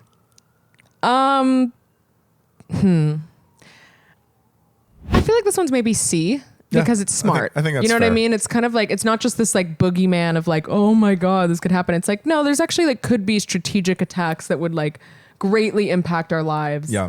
And that's a concern. Yep. C tier. Yep. Oh, next one is Trump presidency. I mean, I would go D tier. Like, I have to go D tier because on I this. basically think, and we have Kamala. We should to the right. We should do Kamala at the same time as we do Okay, so Trump. we can move her over here. Yeah, and I basically think like it kind of doesn't matter who's in power. Like the policies of Democrats versus Republicans is pretty similar. Trump is like pretty ineffective. He doesn't seem to do much. So, I mean, I think the risk of a Trump presidency is just another really deranged like media cycle. Yeah, we already did it, right? Yeah. Like, and the world did not end. No. I mean, COVID did happen at the end of it, but I don't really think that was his fault. No. Like I think we already did a Trump presidency. It was whatever, Yep. So I think Trump's obviously a D tier to me. Yep. Oh, Kamala, though. You're worried about falling from the coconut tree? I'm worried about the context in which I live. Yeah. I feel very existentially, and maybe this is me being a democracy simp. Mm-hmm. I feel very existentially unwell about the Democratic Party and the way that they have thwarted democracy. Mm-hmm. And I feel like they just kind of push it more and more every single time. And I'm not even talking about like, oh, they stole the election from Trump in 2020. Mm-hmm. I'm talking about like, I was like a Bernie bro in 2016 and 2020. I loved Bernie because he was like an outsider. He had different ideas and I felt like he was genuine. Uh-huh. Do I necessarily think that his policies were all great ideas that would have panned out like incredibly and that he would have been an incredible president? Like at this point, no, Yep. I don't think that. But at the time I at least somewhat felt that way. And honestly, it just felt like, oh, this is an actual candidate with actual positions that's actually going to try something, even if he fails. Yep.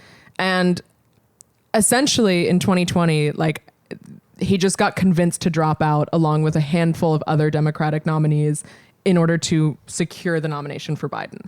And Biden has been like asleep at the wheel for his entire presidency. And they just hid that for years. And then they just like cooed him and put in Kamala. Like this to me is like, this isn't America. Like, like it's so wrong and it's so it sets such a terrible precedent. And the idea that people think that Trump is the threat to democracy while that is happening is just so, I don't get it at all. I don't get it at all. And that doesn't mean that I love Trump or that I even especially hate Kamala or any like particular Democrat policy versus Republican policy. Like I think from the perspective of, oh, the Democrats and the Republicans, they kind of do the same thing, like what you just said.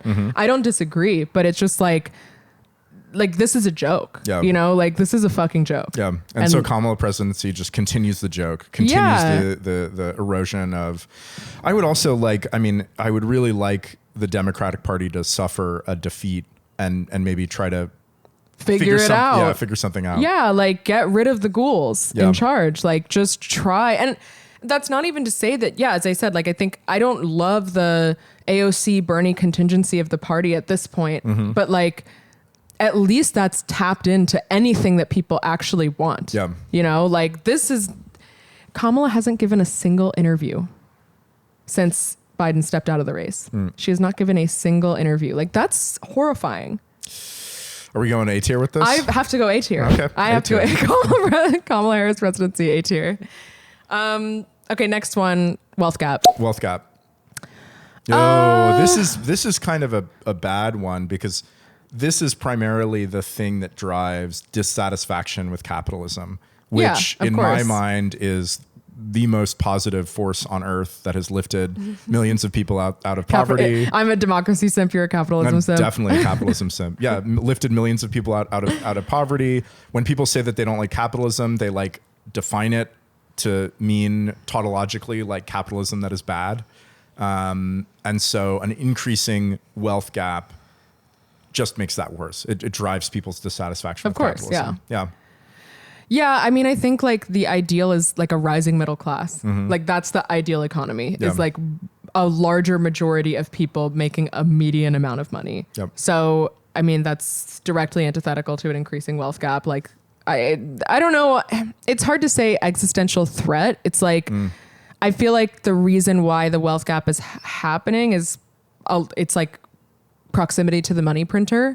You know, it's like inflation is crazy because the money printer is printing. And so the poor are getting poorer because things are getting more expensive. And then the people who can't save, the people who don't have houses are just sort of, they don't have this life raft that separates them from their peers. Yeah. So I feel like I kind of have to put it in D because we put housing crisis in D, where it's like a Bitcoin fixes this type of thing. Does Bitcoin necessarily like inherently fix the wealth gap? Not necessarily, but I think the conditions that are leading to the wealth gap are primarily fiat caused. Not necessarily primarily capitalism caused, which people love to mix up those two things because they don't know what fiat is. Okay. I can live with that. You can get down with that. What's this one? Bureaucracy. I actually think this one is pretty bad. This one is honestly a big existential threat because it feels inevitable. It seems like you can have a high functioning business or government or whatever, and over time it will tend in the direction of bureaucracy and become less effective. And it seems like, we just see it creeping in so many spheres. We see it in academia, in education. We see it in education in terms of like number of administrators employed by universities.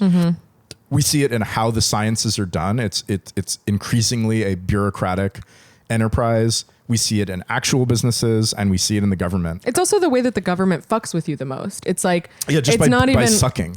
Well, by just making things hard to do.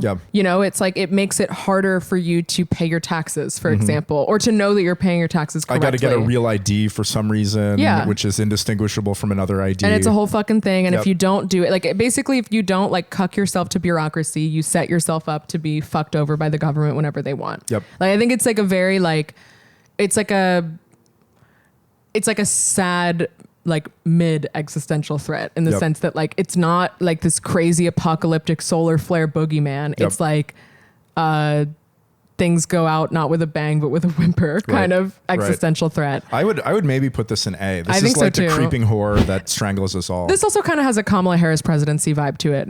Like I feel like it's a similar thing where it's like there's just no interest in making things better for people with with increasing bureaucracy. But why do you think things tend in that direction? I mean, I think it's like large institutions and businesses that have what is bureaucracy? Bureaucracy is like expanding unnecessary positions and unnecessary rules and unnecessary processes. And I think this is just a direction that people like trend into. And what you need to counteract this is you need competition and constraints, right? If you have a very competitive market, you will not see a lot of bureaucracy and entities in that market, because the entities that have more bureaucracy will go out of business or be outcompeted, lower profit margins, be forced to like trim the fat. And we just see so many markets that are very important and that don't have a lot of competition, primarily, you know, education, healthcare, housing, right? These are things which are like burdened by regulation that don't really have strong market forces. And so the fact that we have so many, you know, not incredibly competitive markets or areas means that this creeping trend of bureaucracy that exists everywhere is just, you know, it thrives. I think we also see bureaucracy creeping because we live in a highly litigious society. Like, I think, you know, when something goes wrong in like an HR way, right? Like, you know, there's a sexual assault or sexual harassment or anything in that kind of realm where it's not an easy solution and there's a lot of legal liability for the organization. The solution is usually like hire administrators and kind of put up this front of doing something about it, which usually just means a bureaucrat that like files the right paperwork and whatever. And that's kind of, I think, usually just used as a legal liability for the institution, the corporation, the whatever. It's not really like to fix the problem. It's more to avoid the responsibility of the problem. So I feel like it's like a lawyer bullshit type thing. Yeah, definitely. Okay, next one is a bug. Bad critical bugs. I think we can put this in D tier. Simply, like we can take. We've had a lot of like crazy like bugs and issues, right? The cloud strike thing. We saw that. Okay, we had some disruption. It wasn't really that big of a deal. We saw that there was a potential bug which doesn't look like it was exploited in the XZ library. I rate this kind of low because I don't actually think that. I think that our systems are like semi-homogeneous, but probably we wouldn't see that much of a fallout from this. So I would just go D tier. It's kind of fun. It's kind of interesting, but I feel like it's not. It's like when these things happen, it's more just like, wow, what a crazy Friday. Yeah. You know? Yeah, exactly. Not to say there's not some level of terrible fallout from bugs in extreme situations. It's like a similar thing to like, you know, if there's a catastrophic earthquake in the Bay Area, like this building will not collapse. Like you will be fine in your apartment. But if you're on like the on-ramp to the highway, you're fucked. I feel like a critical bug is a similar vibe. Yeah, agreed. Okay, what is this next one? Globalism. Globalism. I'm not worried about globalism. I knew you were going to put this at D tier. Are you worried about globalism? No, when I came up with this list. What even is globalism? I think globalism is just like, it's like the globo homos shit. It's like that every city has a McDonald's rather than a local store. No, this is just the triumph of capitalism. Yeah, you love globalism. I love globalism. You love globalism. I hate McDonald's. I love globalism. I think it's pros and cons. Obviously, like it's great that I can get incredible Mexican food, incredible Asian food, incredible any kind of cuisine here that I want to get. Like that's fucking awesome. And I think that's obviously a value add to my life. I don't know. It's like the kind of like mom and pop shop getting run out of business by the Joja Corporation sort of vibe of it. That does feel existential. I have to put this D. Yeah. Not worried. Not worried. Okay. Water crisis, water scarcity. Yeah. Why did we even have this? Like, is this going to happen? It doesn't seem like it. Does it? I mean, the West, I think it's situational, you know? Yeah. I mean, it's a resource that we can fight over. Yeah. Which we have resources that we fight over. Yep. Yeah, I feel like this is kind of D. Yeah. Let's just go D.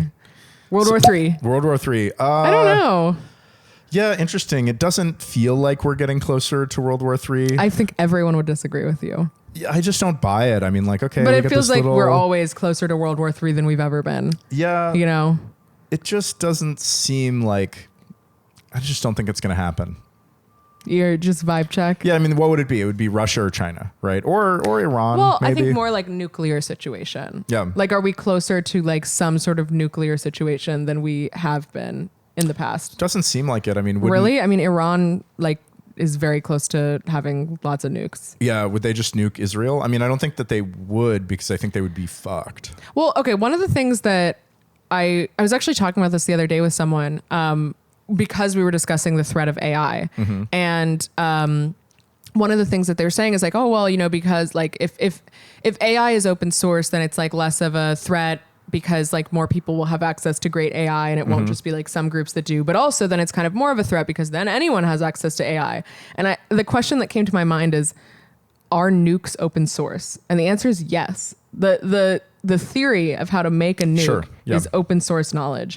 The problem with trying to make a nuke, if you want to make a nuke, is that you need a bunch of enriched uranium. Like it's a resource problem. And so like somewhere like Iran is like now like getting more enriched uranium or whatever. They're getting closer to being able to like develop significant nuclear capabilities.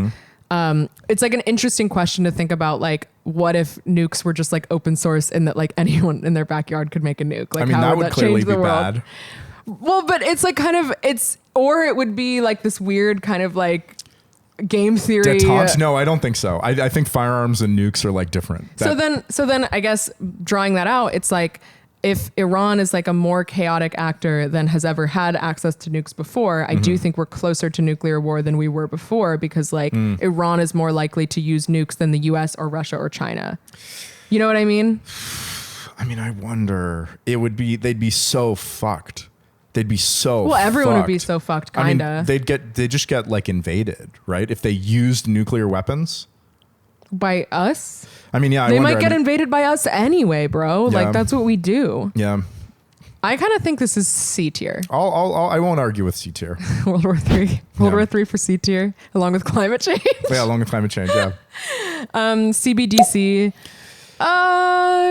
This is sort of a risk, but it doesn't seem like, I mean, okay, like the European Union is like totally cucked. Yeah. Does the European Union actually get more cucked if they have CBDCs? I don't think so. I think they stay at the same level of being I think cucked. it's kind of the same. Yeah. So D? D. Cultural Marxism. Cultural Marxism. What I did when I was generating this list, because, okay, you started by making a list of Bitcoin threats. I started by going back and forth with ChatGPT being like, from the perspective of a Trump voter, what are the greatest 20 existential threats? From the perspective of a Kamala vote. Like, and so cultural Marxism ended up, I think I did from the perspective of a 4chan Twitter anon, what are the greatest existential threats? And they gave me cultural Marxism. And I was like, you know, let's go for it. Yeah, it's kind of woke ideology, stand in. Yeah, cultural Marxism is kind of interesting because I think that, I mean, it's an example of a set of articles on Wikipedia that have been sort of degraded over time. That there are schools of thought like cultural Marxism and the Frankfurt School and stuff, which are like actual, lines of political agitation and theory and whatever. And it's all been like, no, this is like anti-Semitic, like conspiracy theory or whatever. So cultural Marxism. I mean, it's a Jordan Peterson phrase. I would say woke ideology is a better way of saying this. Oh, interesting. I actually think cultural Marxism is an interesting. Oh, no, you're right. You're right. Thing. It's cultural Marxism in that it's like this, it's viewing everything from the basis of class and oppression. Well, it's that Marxism is you divide everything along class lines. Yeah.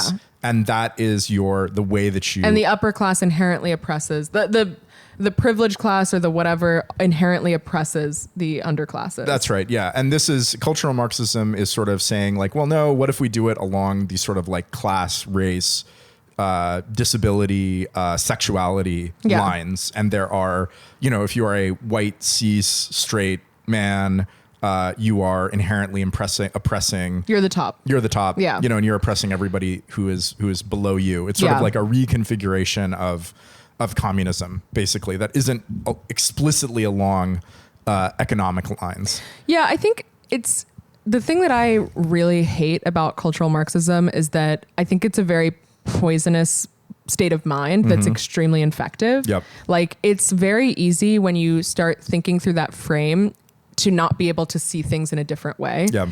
And I think like it's also hard to refute from the other side. Desirous of victim status, which I think is not useful. It's or not healthy. ideal. Yeah. I would say like my best refutation of cultural Marxism that I don't think is actually effective in arguing with people that are really into this way of thinking is that like if you view on like a scientific principles level, you can't deduce general causation down to singular causation. And so what I mean by that is like and this was actually kind of a weird like legal thing that happened with it's happened in many things, but like one example is like tobacco companies and causing lung cancer.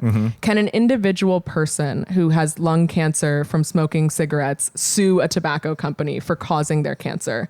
Like the answer is no, although in some cases it's kind of like played out in weird sort of like, well, but the tobacco company knew that this caused this and they didn't say whatever. Like that's the way that you win that argument. But the reason why you can't, even though the cigarettes or maybe the way to say it is not that someone would sue a tobacco company, but that they would like sue the cigarette, you know, like is it, if you have a general causation situation, let's say it's like, you know, that cis straight white men oppress those below them. Can you then draw that out to an individual cis white man and an individual person of any other class? No, the answer is no, that you can't from like a scientific perspective.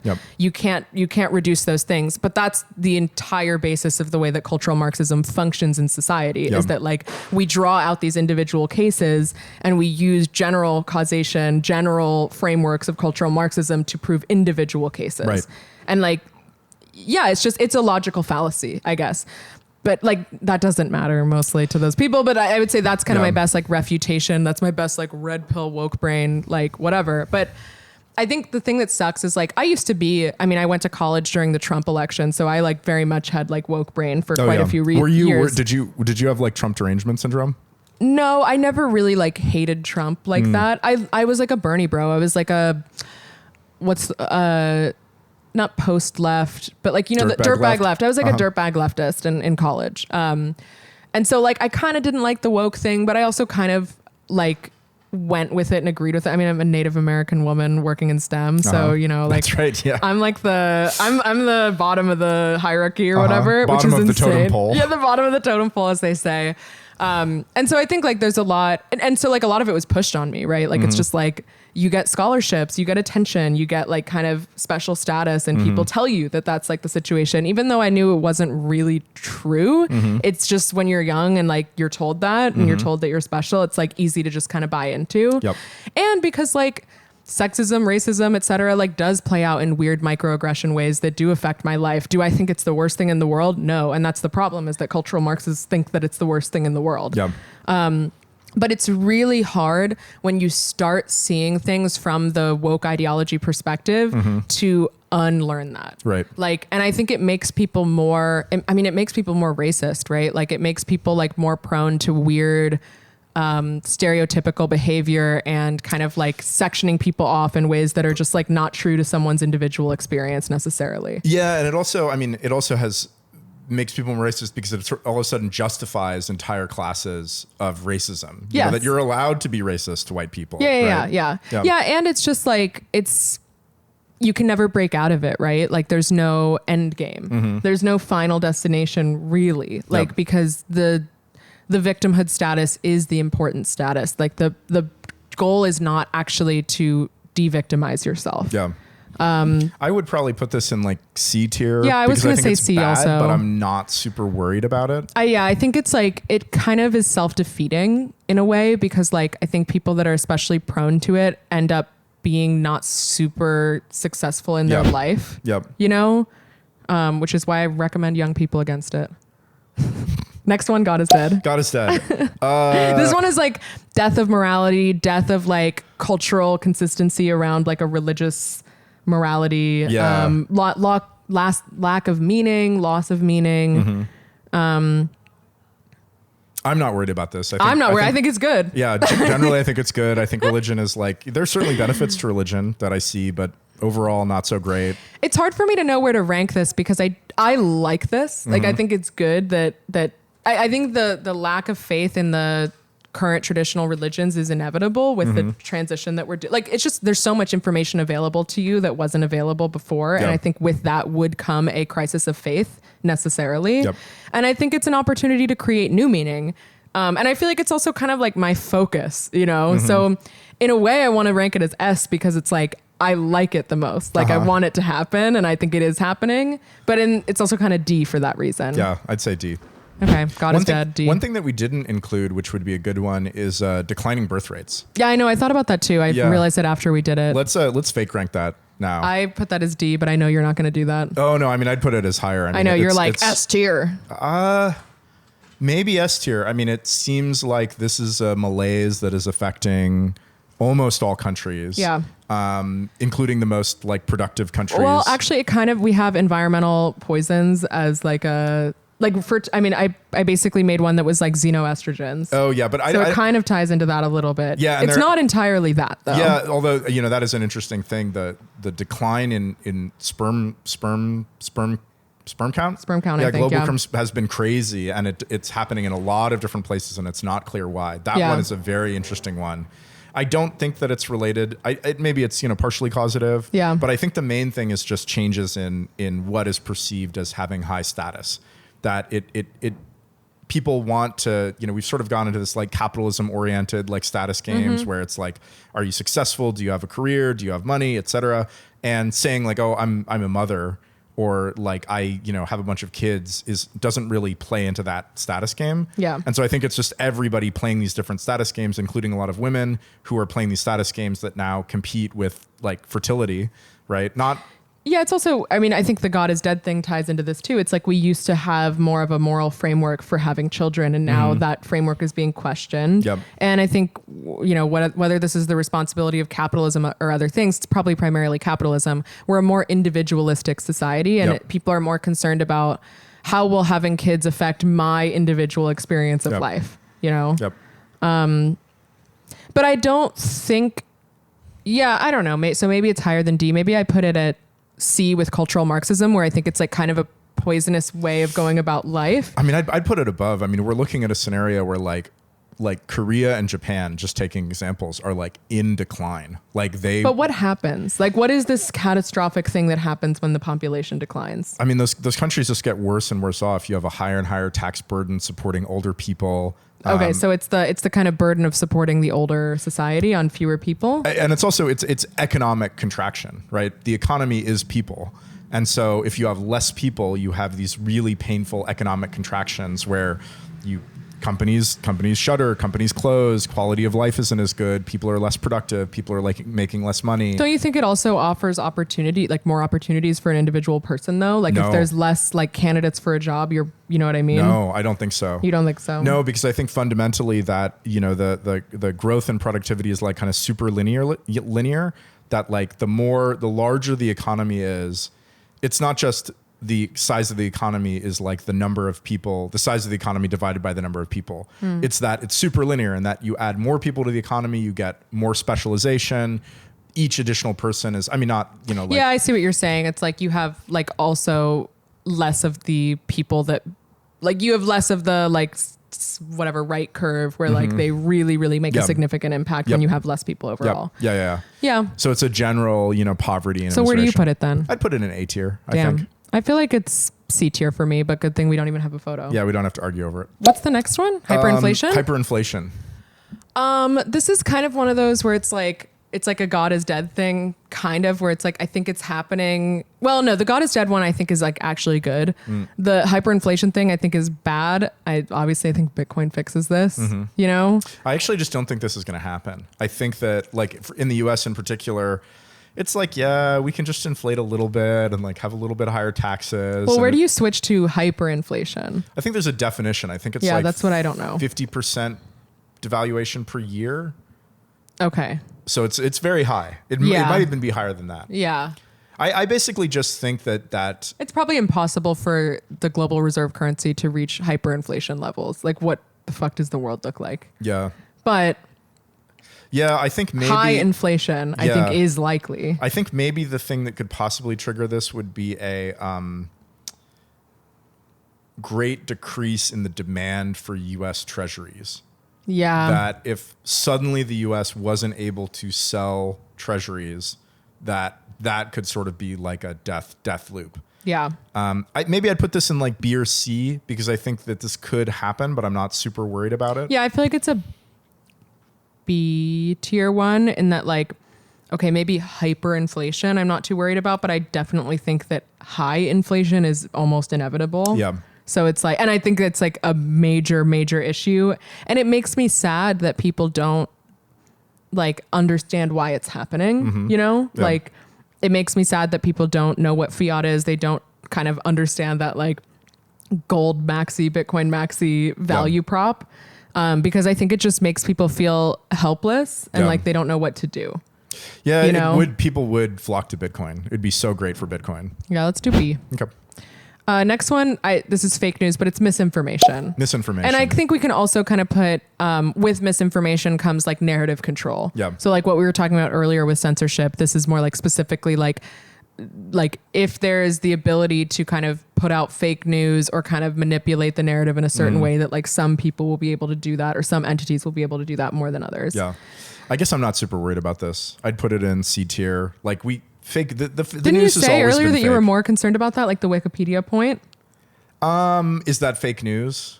Yeah, no, okay. Kinda. It's yeah. Yeah, I guess if it's not fake news, if it's like narrative control and Narrative spin, control, yeah. then maybe I'd put this in A tier. I feel like this is like honestly maybe even S tier for You me. think? Because I think this is like the thing that, well, I don't know. I guess it depends on like, do you think that mainstream media is going to be able to keep a hold of the narrative or not? Yeah. Like I'd put this in A tier just because I don't think it's on the same tier as surveillance. Yeah, I and gotta it's rank kind it of below it's surveillance. Kamala presidency level. Yeah. It's kind of the Just same. put it next to Kamala. It's like the same thing. Yeah.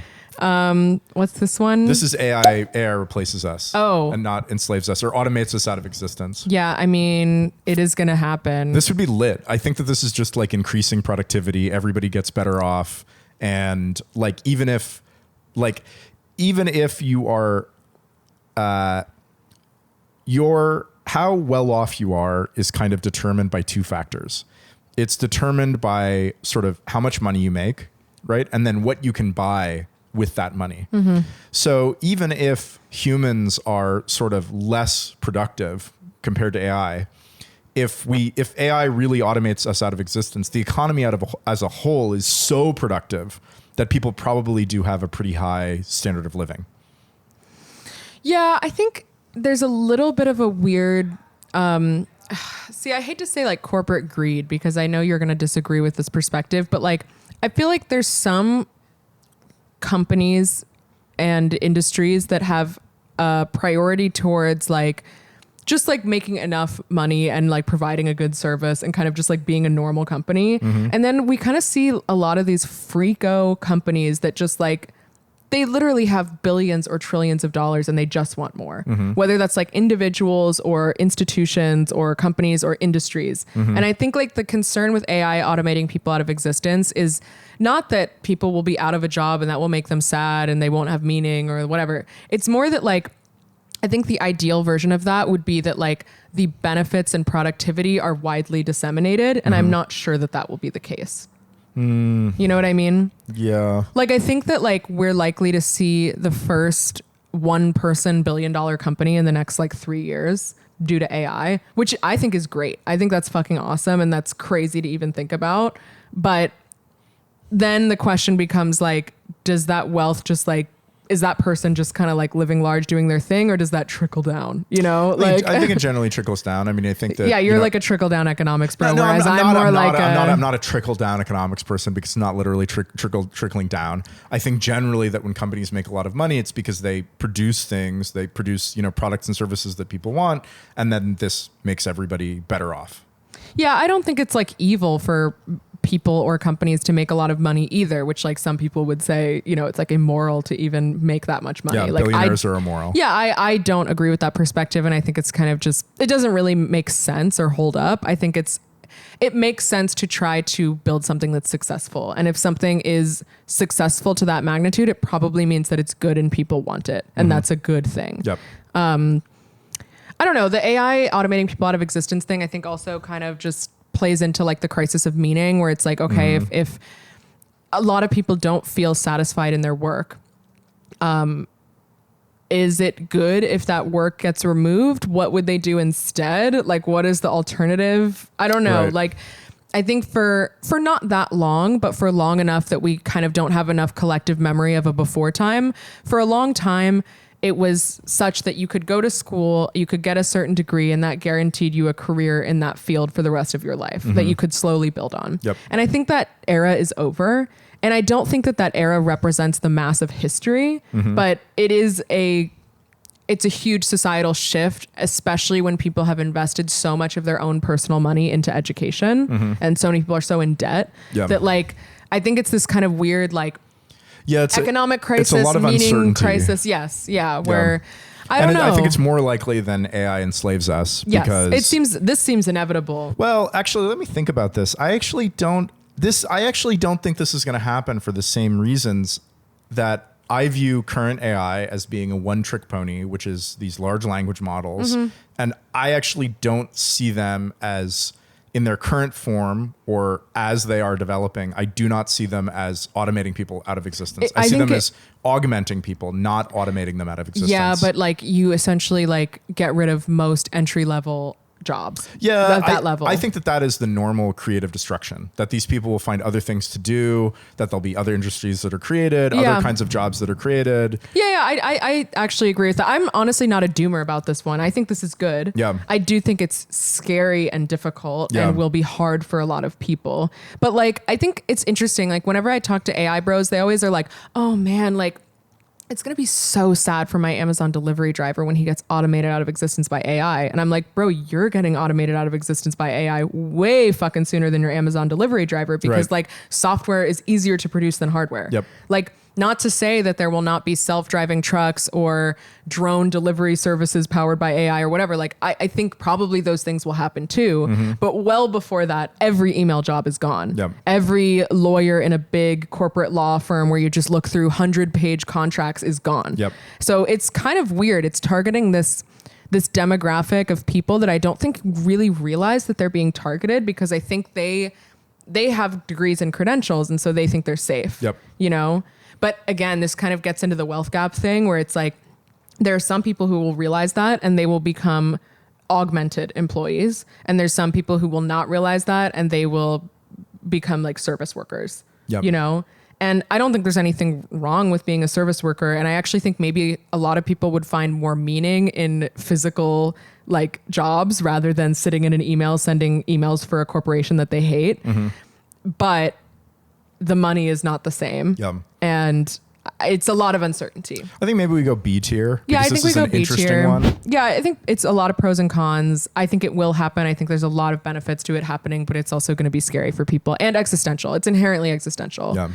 So now we have xenoestrogens from receipt paper. Xenoestrogens, environmental. And I'm putting environmental poisons in this as well. Like we talked about that with climate change. It's like just the kind of shit that we're putting out that we don't really know like what it's going to do to us. And from what we can tell, it's not doing good things for us. This is like probably A or S tier to me. Oh, really? The reason why I say this is not because I'm like a seed oil truther who only eats like grass-fed meat in my like fucking homestead in the middle of nowhere. It's because I think that like body horror is especially like scary and sad. Like the truly horrifying effects of some of the things that we're using that we may not realize until like 20 years down the line. It's horrifying. You know, it's kind of like how I said surveillance is scary because it's like, I can't walk down the street without dealing with it. It's like, I'm much more concerned about like having really terrible neurological disorders due to some environmental poison that I can't do anything about. That's beyond me just not liking the feeling of looking at my phone. Right.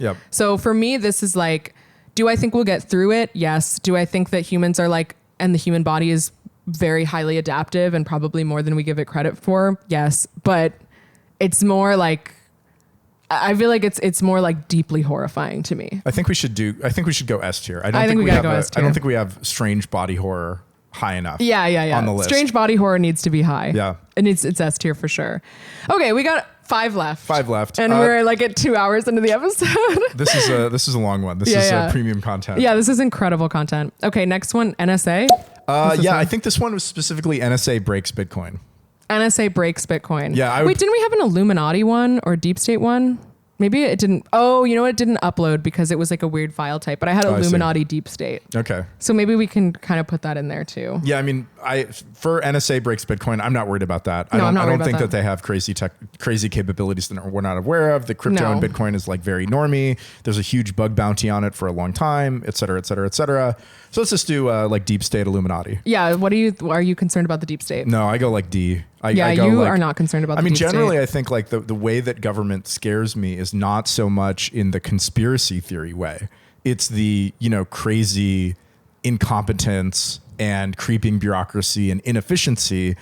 There's probably some conspiracy theories. Yeah, there's probably some weirdo globo homo, George Soros, whatever. Mm-hmm. But like, that's not the way that this worries me. The way that it worries me is creeping, increasing taxes and bureaucracy and regulation and inefficiency. I'm not worried about the lizard people being behind the wheel. Yeah, my general feeling about the deep state is kind of that I think that there are certainly shadow entities that have a hand in shaping our society in ways that we're not aware of. Mm-hmm. And I think the majority of those things are kind of like appointed officials within like weird government agencies. Like that's what the deep state is to me, is like these weird unelected officials that kind of have a lot of soft power and they operate behind the scenes. Yeah. I don't think that they're as organized as like the Illuminati deep state contingency thinks they are. Yeah, exactly. I think they have less agency than these people imagine that they do. And I think products they're of more their fractured. environment. They're more fractured as well. Like I think it's more that like occasionally there's these unholy alliances made between different entities that operate in the shadows, whether it's like I think the military industrial complex is an example of it, right? Where it's kind of like the unholy alliance of like the politician neocon appointed officials in government and like people who make weapons and want to make money off of making weapons. And that like, that's not something that anyone really voted on to decide. And it's not something that's really talked about, but it's kind of operating in this like backroom sort of business deals situation between the government and entities that have money or power.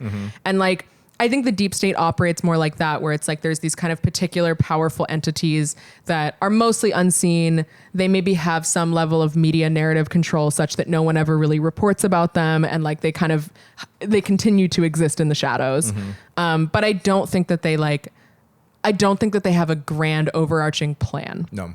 Agreed. I think they just operate on incentives just like everyone else. Yeah. And the incentive structure is fucked. So I would go D tier. I would say C tier for this one because I think that it is like bad that we have, incentive structures that allow for the military industrial complex to flourish. It's like, it's kind of like, and like, yeah, it kind of goes into like the Kamala Harris existential threat thing where I'm just like, I think the United States moving in a direction of like more lobbyist control, more shadowy figure control, more like you're not electing a president, you're electing like a representative of a party that's tied up in all these other weird entities. Like that's not good. Yeah. So I'll go C. Okay. COVID lockdowns. This is D tier for D tier. me. Yeah, I'm not worried about it. I feel like we did the pandemic. No one's going to do that shit again. No one's going to do that Not shit again. no one. I will say we live in the Bay Area. There are many, many Bay Area people that will happily do this again. I feel so bad when I see people walking around with masks. I know, and I see it all the time. Yeah, like they just don't need to be that worried about it. Like they should really chill out. They're making themselves unhappy. I remember like during the COVID lockdowns, I moved into a new place. I got a new hairdresser. And for the first 18 months of my relationship with my hairdresser, seeing her like once every 8 weeks, she had like a mask on, you know what I mean? And it was such a and then finally when like things chilled out enough for, no more mask, it was like, now we're like actually kind of friends, not like friends, but like, I feel like I know her in a way that I didn't when half her face was covered. Yeah. And I feel like people underrate that as being a negative effect of the lockdowns. And it's so sad when I see people who are like still, living in fear. Especially kids. I hate seeing kids with masks on. That freaks the fuck out of me. Yeah. Yeah. I think like, I'm not worried about lockdowns from like an authoritarian perspective because I think the US is like too individualistic. We barely did lockdowns in the first place. Yeah. But it's like one of those things on the margins where I think it really pushes people into mentally unwell behavior and it gives them moral justification in a way that I just think is so fucked, Yeah. So maybe B tier. Okay.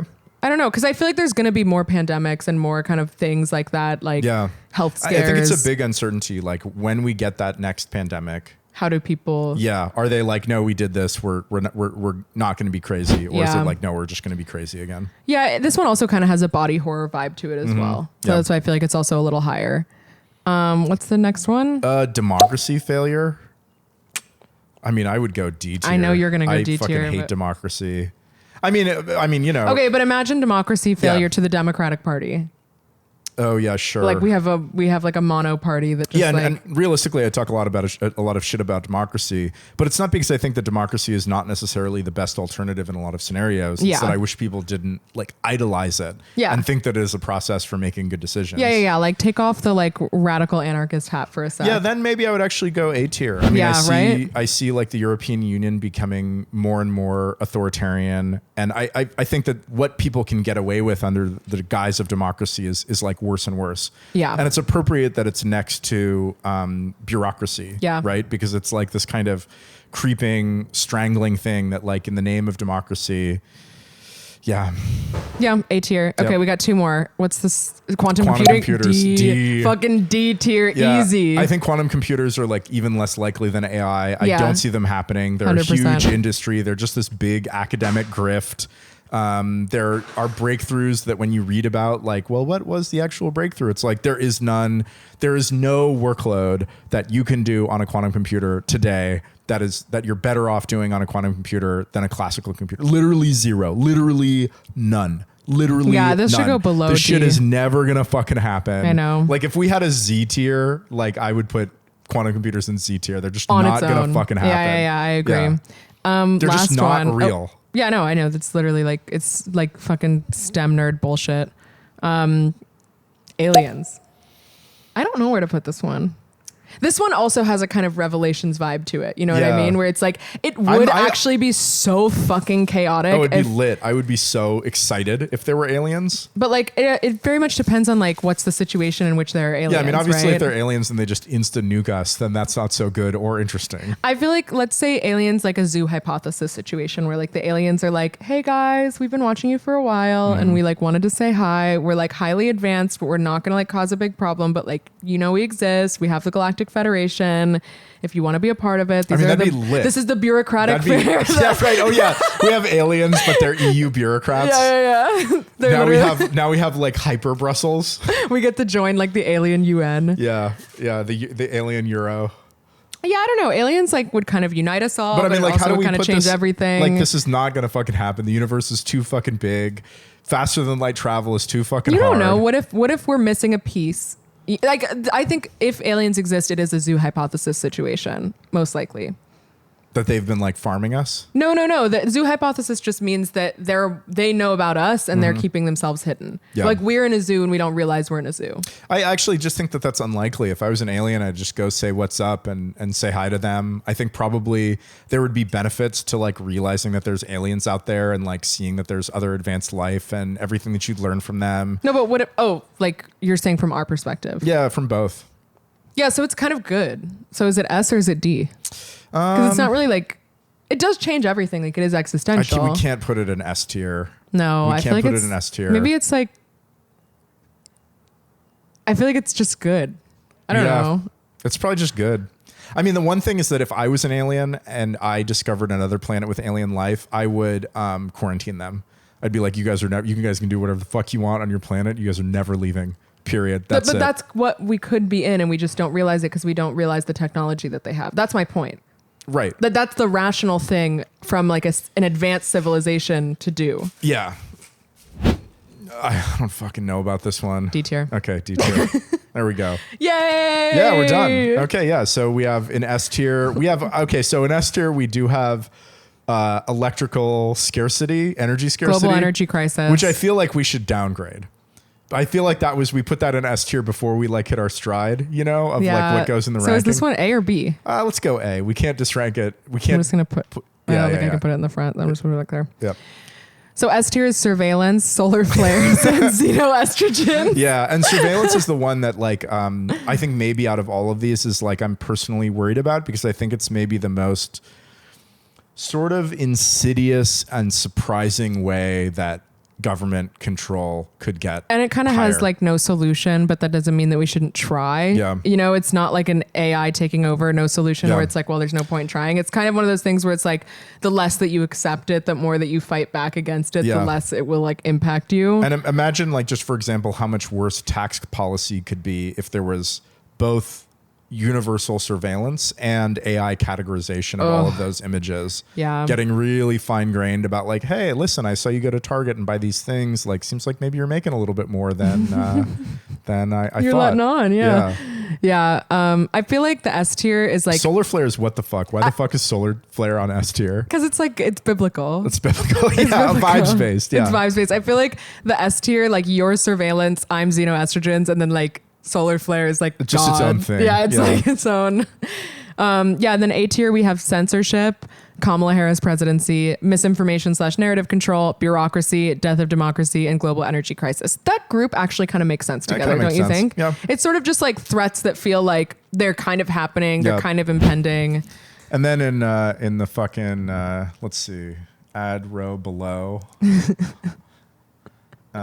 New, and then we have the fucking F tier. Yeah. F tier, and it's just fucking Black, yeah. Or let's make it like whatever. What the And then we have fucking quantum computers. Yeah. Quantum computers not fucking real. Yeah, we don't have to go through all the other ones. Yeah. I feel like we got our like tops and bottoms, Yeah. which is what's important in the world. That's right. Well, thanks everybody for listening to this incredibly long episode. I hope that you enjoyed it, and I also feel like we probably managed to like annoy / piss off someone. Oh yeah, everybody's gonna be upset with something. Like, there's no way that we went through this whole list and someone wasn't like, these guys are fucking retards. Like, yeah. Yep, exactly. Yeah. Like the KYC one, I think is gonna piss people off. Leave your comments. Yeah, Leave your like comments. please let us know if you let disagree. us know what you think about I would those love tiers. to see like a long rambling, like, well, actually, Yeah, kind absolutely, of, yeah. and I'll be like, heart. You know? But yeah, thanks for joining us. If you want an Urban episode, let us know, or anything else. We are hungry we're for really topics. scraping the bottom of the barrel, as you can tell. Next is going to be live React videos. The next, or like just like an 8-hour like Stardew Valley stream. Yeah, or both. Okay, thanks everyone. Thanks for joining us. Bye. See you next time.